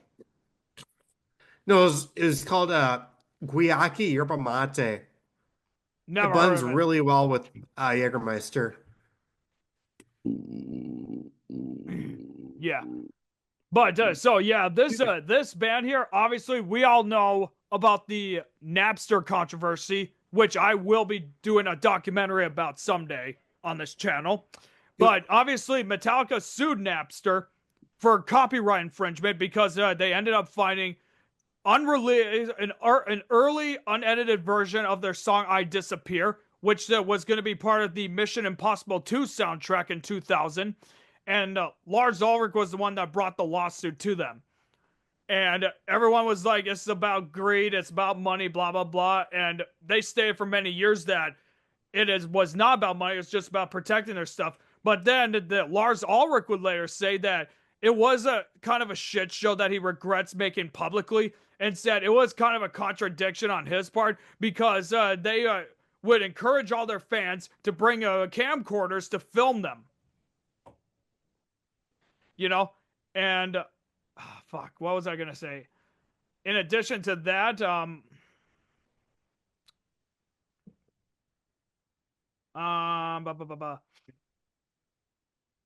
yeah, oh yeah, Lars Ulrich would even state that, yeah, Napster is gonna be among the first 10 words in my obituary. No, the funny thing is that at that time, because of Napster was just the beginning of like MP3 shit. Mm-hmm. It was pretty much marking the beginning of that, you know. But it's still probably one of the most interesting stories about that too. I even watched a documentary that they did when they were creating their album Saint Anger, and they were dealing with so much drama at the time because they had so many unresolved issues that they were not able to talk out fully. James Hetfield, meanwhile, spent the whole entire time of the recording in rehab, trying to rehab completely. Okay. You know, it was such a fucking mess, and they were without a bass player too throughout that whole thing. Their producer Bob Rock, who produced that album, had to sit in as a session bass player until they hired a new one. Damn. Yeah. And they have 2 albums that are among the greatest of all time. There's the Black Album, and then Master of Puppets, which was the last album that had their original bass player Cliff Burn before he was killed in that bus accident. Another one that I will also tell you is when I was watching the behind the music documentary that they did for Metallica, they mentioned that. And then they also mentioned their infamous 1992 tour that they did with Guns N' Roses. And it was where James Hetfield accidentally stepped into where the pyrotechnics were going off, and he suffered severe burns to where you could see his skin coming off his bones, literally. Damn. You could see That's his some skeleton. fucking shit. Yeah, and he's managed to survive, dude. Then Guns N' Roses, meanwhile, they did not like the equipment that was being used for the speaker, so Axl takes him off, and it resulted in a mass riot in Montreal. James Hetfield was quoted to have said, I go up on stage and I fucking light myself on fire, and Axl decides to upstage me by having Montreal fucking riot. And and Jason Newsted, who was their previous bass player before their current one, he even said that Axl and the band came in and they were giving an interview with someone from a newspaper like nothing had happened. It's really fucking amazing. All right, do I know who I have next? Oh, we're gonna go to break quick right before you do that because we're almost out of time for this session here. But yeah, right now, ladies and gentlemen, we're gonna take another break. I gotta get some fucking coffee in me right now because I gotta pee. You gotta pee. Yep, I gotta pee. You gotta go to the swimming pool to do that. We don't have a swimming pool in our apartment complex. We'll fucking tell them to build one. But all right, ladies and gentlemen, we're gonna take a quick short break, and we will be right back. All right, we'll see you in a bit. Yeah, we will be right back. Don't go anywhere, bitch.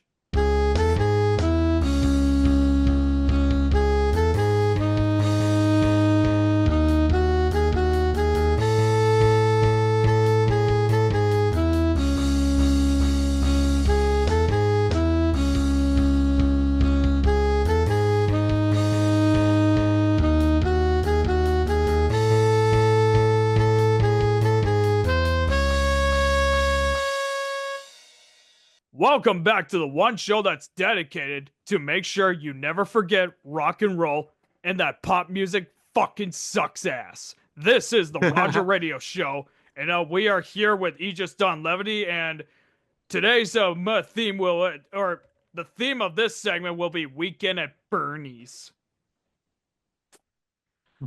Alrighty, so we got a lot of good stuff here. We each have about 8 bands left, so we're going to try and get it done within these next 40 minutes.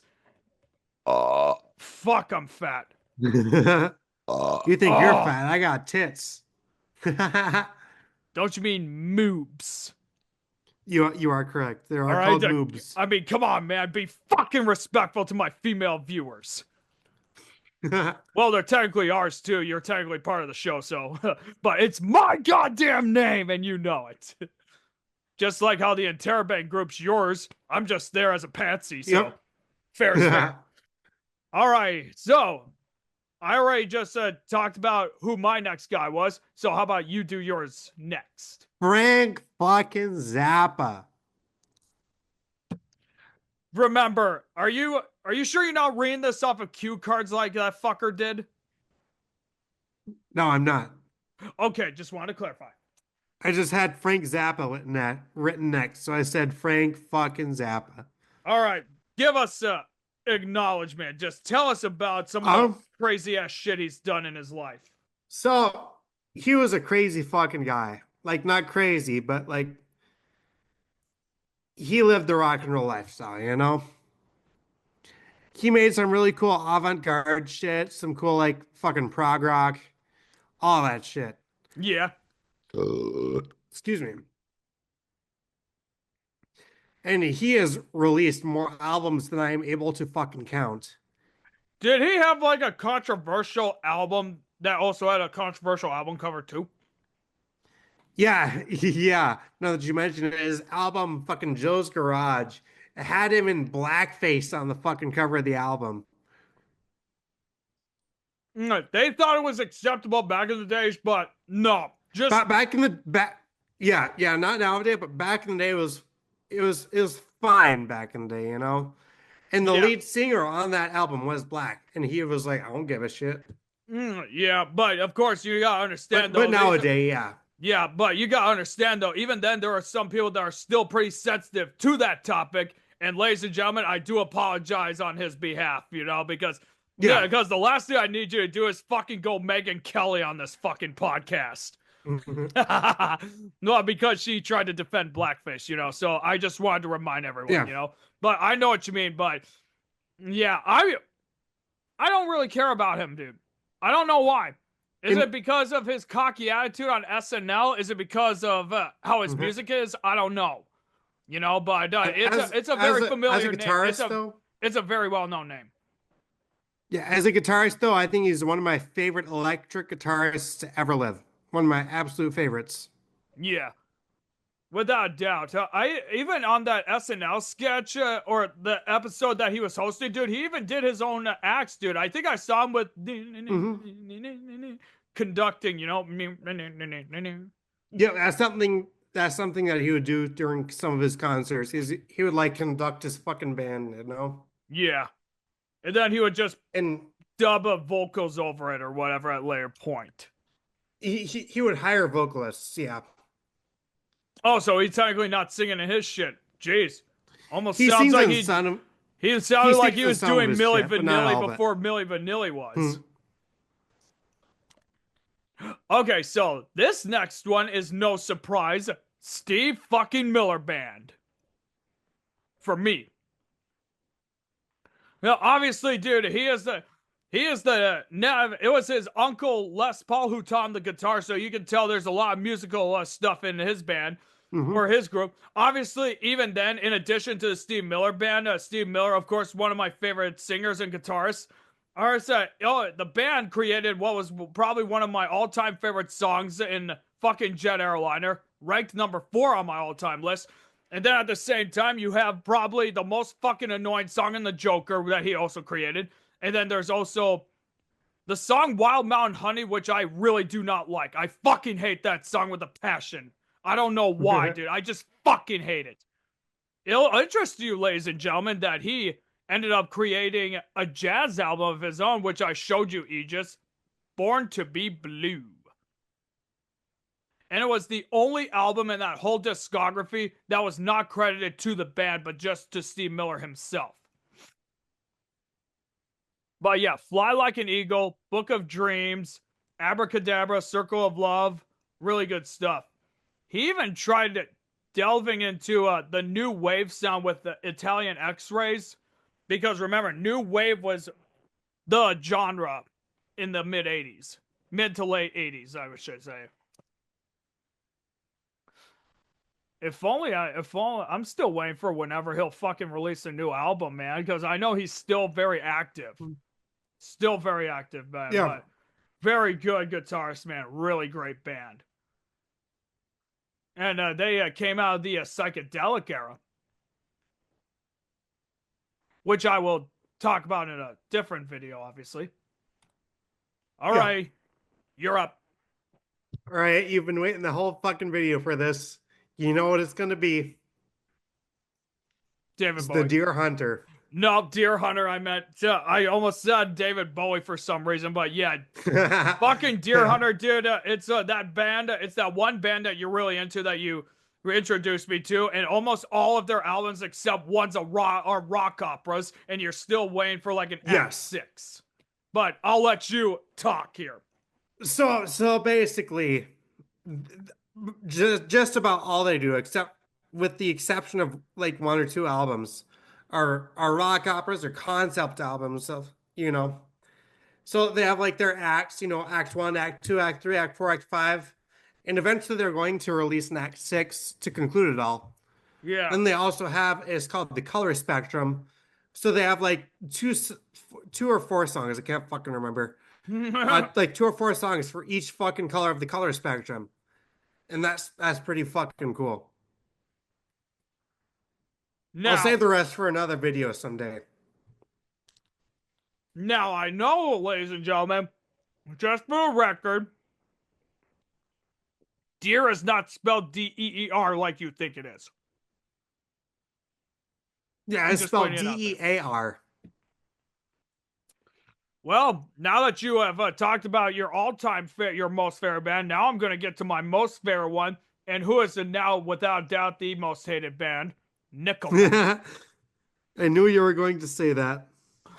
And we all know who they are because of the fucking photograph meme. Look at this graph. Yeah, look at this graph, and then there's another one that has a very offensive image that I am not gonna say here out of respect. All right, and you're not gonna fucking say anything either. But yeah, Nickelback, obviously post grunge, hard rock, alternative rock. I fucking love them. The reason I got into them was because of the song "Hero," which was done by Chad Kroeger, the lead singer, and Josie Scott, the lead singer of Saliva. And it was for the Spider-Man soundtrack, the original, the real Spider-Man movies, the Tobey Maguire stuff. Fuck the other spin-offs, and fuck you if you do not like the Tobey Maguire trilogies. But yeah, they're really good, man. It includes a lot of my all-time favorite songs, like "Someday," "Saving Me" is another good one. Out of all their albums, honestly, my most favorite one is "The Long Road," but when I look back on their whole discography, I think All the Right Reasons, I think, was their greatest work. Without a doubt, plain and simple. Oh, but yeah, Chad Kroeger's also another favorite vocalist of mine right there. And obviously there was like maybe, well, and this is off topic right now. There was a story that I could tell you, like when I was at the radio station and I was playing like a Valentine song or whatever. And there was the song that he did with his then ex-wife, Avril Lavigne. And now looking back on it, it was fucking cringy. So, yeah.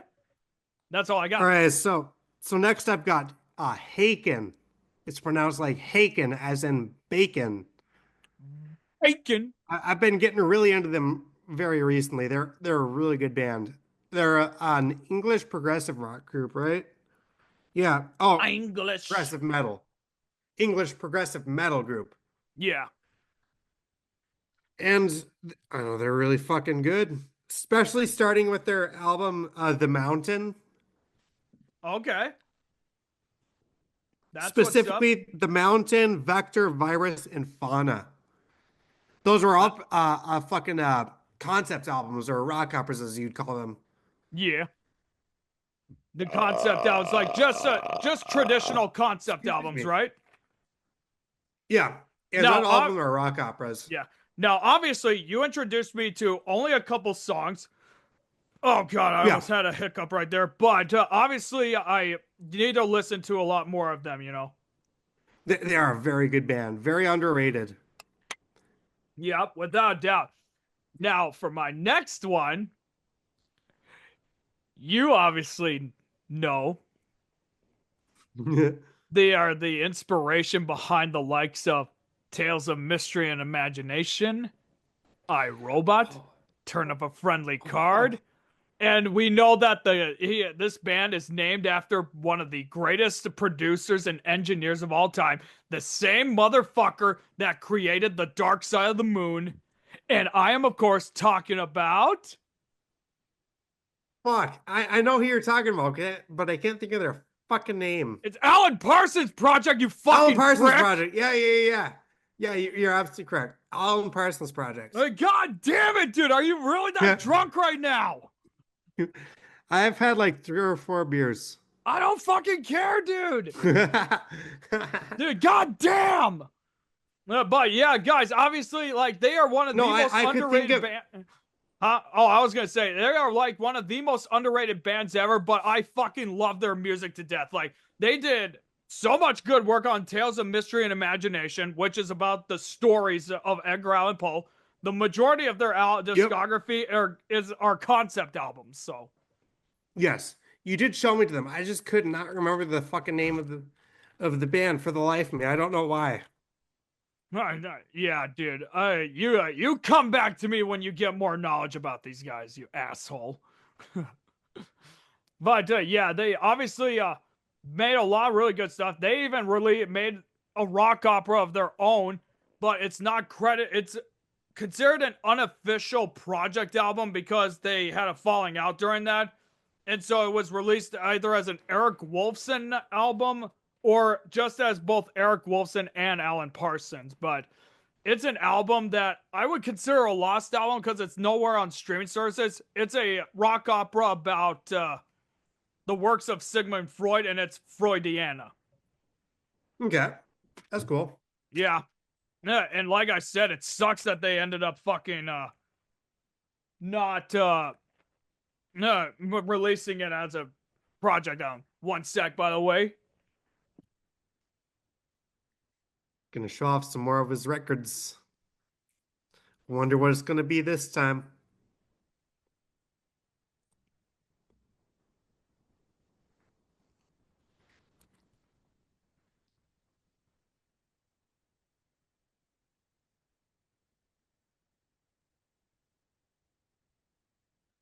Bam, motherfuckers. The whole fucking discography right here in this collector's box. This thing cost about $500 fucking dollars for this. It even includes their whole discography here, dude. You see that? Yep.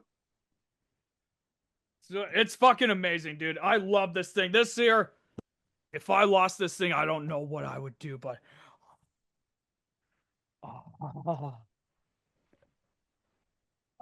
make sure I don't crush my cellular device. It's all right, fucked as it is. But yeah, guys, obviously you have to listen to them if you've never had. So, like, their first album's about the works of Edgar Allan Poe.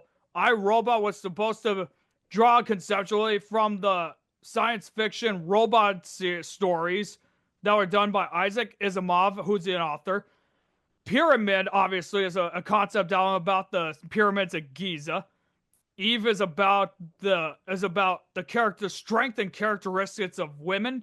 You know, like strengthening them. You know, turn up a friendly card is empowering about, like, them. Yeah, the turn of a friendly card. Obviously, I think it's about capitalism and casinos. And Eye in the Sky is not a concept. Ammonia Avenue, not a concept. I think pretty much all the way up between turn up a friendly card to Gaudi. There are no ones. Gaudi is pretty much referring to Antoni Gaudi, the Spanish architect who created the Sagrada Familia building or something like that. That's like somewhere in Italy, I think. The Sicilian Defense, which was a album that was just experimental work that they never intended to release, was pretty much about the famous chess move. Yeah. That's all I can tell you. All right, next, you knew it was coming. Well, Roger did anyway. King Crimson. The SNL of music, because they had so many people that were part of that band who went on to become all-time greats after. So that's why I call them the Saturday Night Live of music. It was like a jumping off point, you know, like how SNL does that for actors and they end up becoming movie stars. So, yeah, tell us more. All right, so King Crimson, they're one of the greatest prog rock groups. Let me get you a discography of them. Yeah, they started in the Court of the Crimson King, which was, of course, really good. And then they had In the Wake of Poseidon, Lizard, Islands, Lark's Tongues, and Aspic, which is one of my favorite album covers of all time, but we'll talk about that another day. Yep, when we get to that, But I know what you're talking about. Black, Red, Discipline, Beat, Three of a Perfect Pair, Thrack, The Construction of Light, and The Power to Believe. Yep, and they're still around today, aren't they? They are. I don't know if they're releasing any more original music. Yeah, there's a lot of these bands that usually don't. They usually just become just a touring band and a live touring band, you know, who doesn't release music and whatnot. That's pretty much what the Eagles became. They haven't released anything in like nearly 20 years, and they are on what is supposed to be their final tour. But you know how these bands always say, oh, this will be our final tour. But then about 5-6 years later, they fucking come back. Yeah. Now, obviously, this is a very personal one for me right here. Tom fucking Petty. One of my all-time favorite singers. I remember where I was the day that I learned that we lost Tom Petty, man. I was in the hallway in the athletic complex of Mesabi Range College getting ready for football practice. And it we were hearing news that he was in a coma, and I was there with my head football coach just talking about what this setup is that we need to get for practice. I think we were doing a home game that weekend. Then my head baseball coach comes into the door and he said, Tom Petty's dead. And I just literally fell right out of the chair, dude. I don't think there is one musician whose death hit me more harder than Tom fucking Petty, dude. He was one of the members of that star-studded super group that I told you about, the Traveling Wilburys. He also for me, he also had go ahead. he also had his main band, Tom Petty and the Heartbreakers. He had his solo career, which released about 3 albums, and then there was also his other album, which actually was his first band before Tom Petty and the Heartbreakers, in Mudcrutch, who he brought back like 30 years later to release 2 albums. Yeah, for me, the artist whose death hit me the most was, of course, David Bowie.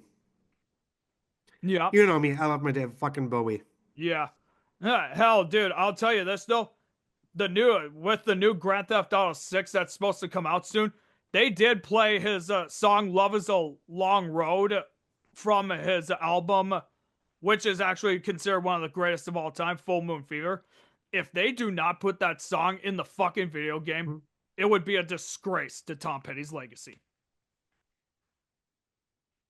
You know? But yeah, that's all I got, really.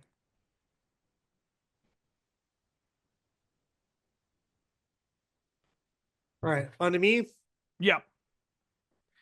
All right, my next one is I got into them like a few months ago. The name of the band is Leprous.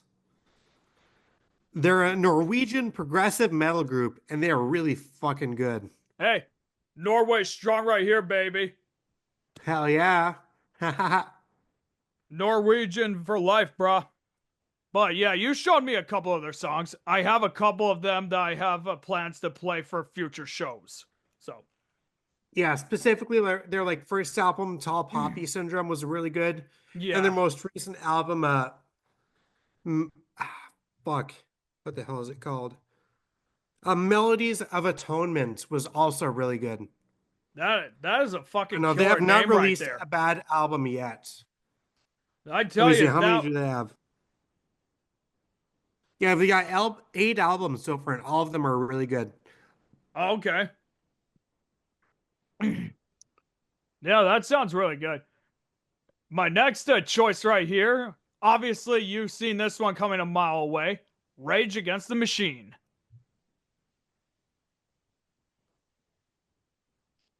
Are you doing another you've line talked to me. No, I was just pulling up my next band. But no, you've talked to me about Rage Against the Machine before, and from the sound of it, is something I'd really like. Yeah, and obviously, you know, ladies and gentlemen, I try to keep politics out of this, but dude, they were so politically outspoken without a doubt.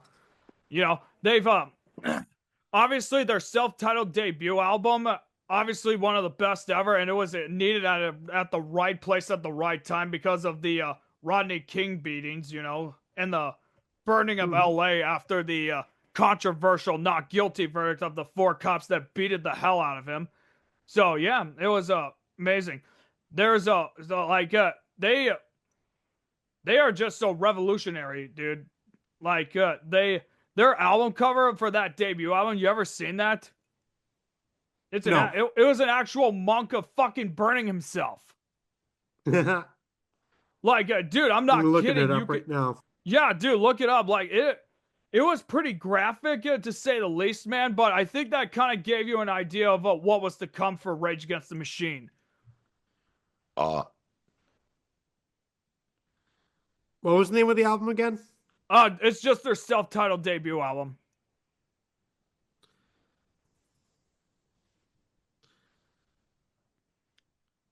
They released about 4 albums. Damn. Yeah. Damn. Yeah. That's it. That's not photoshopped. It's not edited. It's the and real they didn't deal. get in trouble for it? No, apparently not. Damn. But I'll tell you what they got in trouble for. Fucking going into Wall Street when they were making their music video for the song Sleep Now in the Fire. And of course, their notoriety came to a head when right after Limp Bizkit beat them for, I think it was Grammy, they're at the MTV Video Awards for like best rock video. Tim Comerford, their bassist, ended up climbing up on the top of some scaffolding and refused to go down, protesting it. Damn. Yeah, and Zach De La Rocha flat out said, "That's it. This is the final straw. I'm done." And then All right, I've only got one more band. Go ahead. And then Sorry. the three other artists, or the three other members, just went on to create their supergroup Audioslave with Chris Cornell. And that's another good band of mine, but it's not nearly as high as Rage Against the Machine for me. So, all right, go right ahead. All right, the last band that I have is System of a Down. Wake up! Wake up! Wake up! Grab marshmallow makeup. Have the shake up. Dude, you put the kiss up on the table. You want to? Yeah, dude. That fucking song, I have it right here as my fucking alarm on this piece of junk that I have right here. I mean, it's a perfectly appropriate, but dude, System of a Down. If you don't know who they are, go fuck yourselves. Plain and simple. Especially Toxicity, their album Toxicity. Metal bands out there. Yeah, especially was their best album. Yeah, Toxicity was their best. As like there was a lot of good songs. There was Toxicity, there was Aerials, Chop Suey. Fucking Needles. Needles was really good. You got anything else? Or was that no, all your music? That's all I have. All right, I got three more, so I'm gonna list them off quickly so we can get to our top 10 or our top choices. So I already went through my top 7. Oh, well, we'll just revisit it. Just say like number 7, blah blah blah, number 6, blah blah blah. So right now we have for my next choice, I have Rascal Flatts. They are a country rock. They are a country group, obviously. Mainly, I got into them mainly because of the Cars movie. Because they had their song "Life Is a Highway," their version, because it's a remix or a remake kind of thing, you know, which is one of my all-time favorite songs. Really good. They ended up disbanding in 2021, but then all of a sudden, out of nowhere, they fucking reunited again. Like, holy shit, I didn't even expect to see that. You know? Yeah. But, dude, obviously, love their music. I fucking love their music. Now, talking about country, another favorite vocalist of mine, Carrie Underwood. Yep. You've talked to me about Carrie Underwood. Fucking love her music, dude. Like, obviously one of my favorite female voices as well. Well, she she won American Idol when she started, before she started her career, dude. She was a winner, dude. Damn. And they said that they called her the most successful American Idol winner ever. Forbes magazine declared her that. But yeah, Two Black Cadillacs, another all-time favorite song. Good Girl, another good song. There was a song that she did with Miranda Lambert, Something Bad. It's a good one. But yeah, those are the songs that I can really tell you mainly. So, oh, and of course, this is a good one to end my list with. So, how we mentioned the Eagles, my most favorite Eagle, and one of my other favorite solo musicians, Joe motherfucking Walsh. He is my most favorite dude. Life's Been Good. One of my favorite songs. Probably my most favorite one from him. Fucking Rocky Mountain Way, dude. Well, there's so much I could say about him, man. He came into the Eagles exactly at the right time when they needed him. He arrived at the right time because of fucking Hotel California becoming one of the all-time greatest songs. He was the only one in that group overall who was not feuding with any of the other bands. He basically wanted to leave to continue his solo career. So, and well, he fucking got his wish. You know.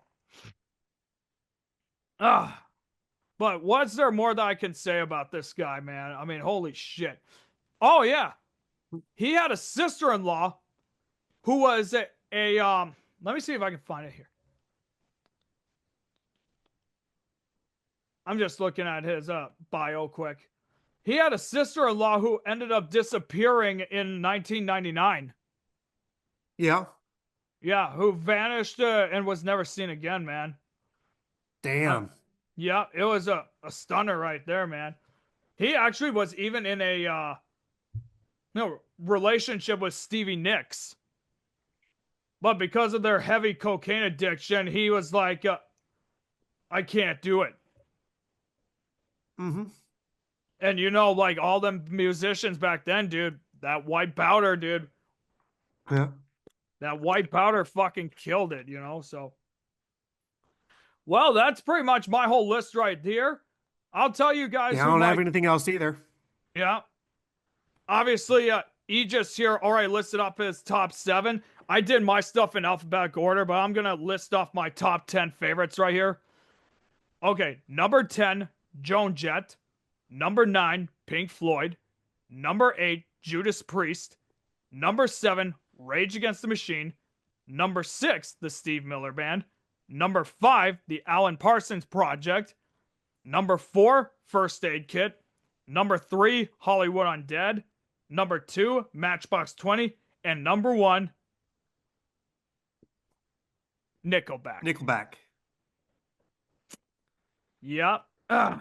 Yeah, my top 7 in no particular order was David Bowie, Frank Zappa, The Deer Hunter, Haken, King Crimson, Leprous, and System of a Down. Really good choices here, man. Really good choices there without a doubt, you know. It's so amazing. Like, there's so many other bands that I really wanted to add, but there would be way too many. We would have to make like a 7-part series, obviously.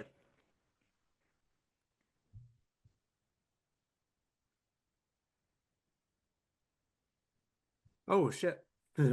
What's that? Oh, I missed a few over there that I forgot about. Oh, yeah? I'll just quick brush over them. I completely missed this section in my notes.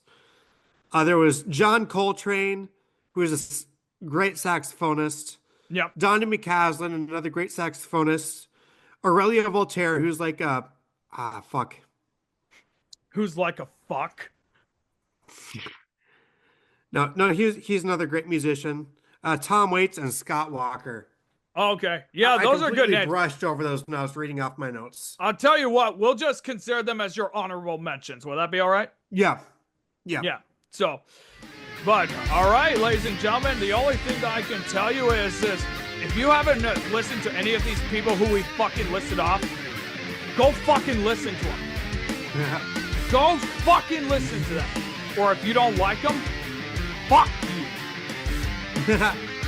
But yeah, ladies and gentlemen. Fuck you and subscribe. Yep. Not officially sponsored by Voodoo Ranger, fucking Oreo, Tom's, or fucking Bernie Sanders over here. But, alright, ladies and gentlemen. Oh my god, no. No. But, alright, ladies and gentlemen, that is going to wrap it up. Like I said, if you haven't listened to any of their music, go listen.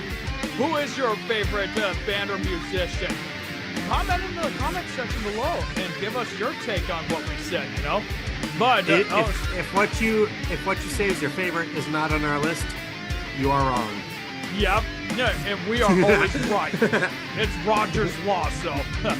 But all right, ladies and gentlemen, this will do it for tonight for today's podcast. Thank you all for listening in, and be sure to also stay updated on the Interrobang group channel. We will be planning to make some sketches there at one point. The link to that channel will be in the description below on this channel, and I can't wait to see what we do on that. Yep, we got big plans. Gonna do some cool shit. A lot of good plans indeed, my man. A lot of good plans. Yep. I'm fucking excited. I've already been giving you some ideas, and we gotta fucking do it, you know? Even my boy Shia LaBeouf said, just Do it! Do it! But, all right, ladies and gentlemen, thank you all so much for tuning in. Aegis, any last words? No, got nothing. All right, ladies and gentlemen, you all have a good day, and until next time, ta-ta for now.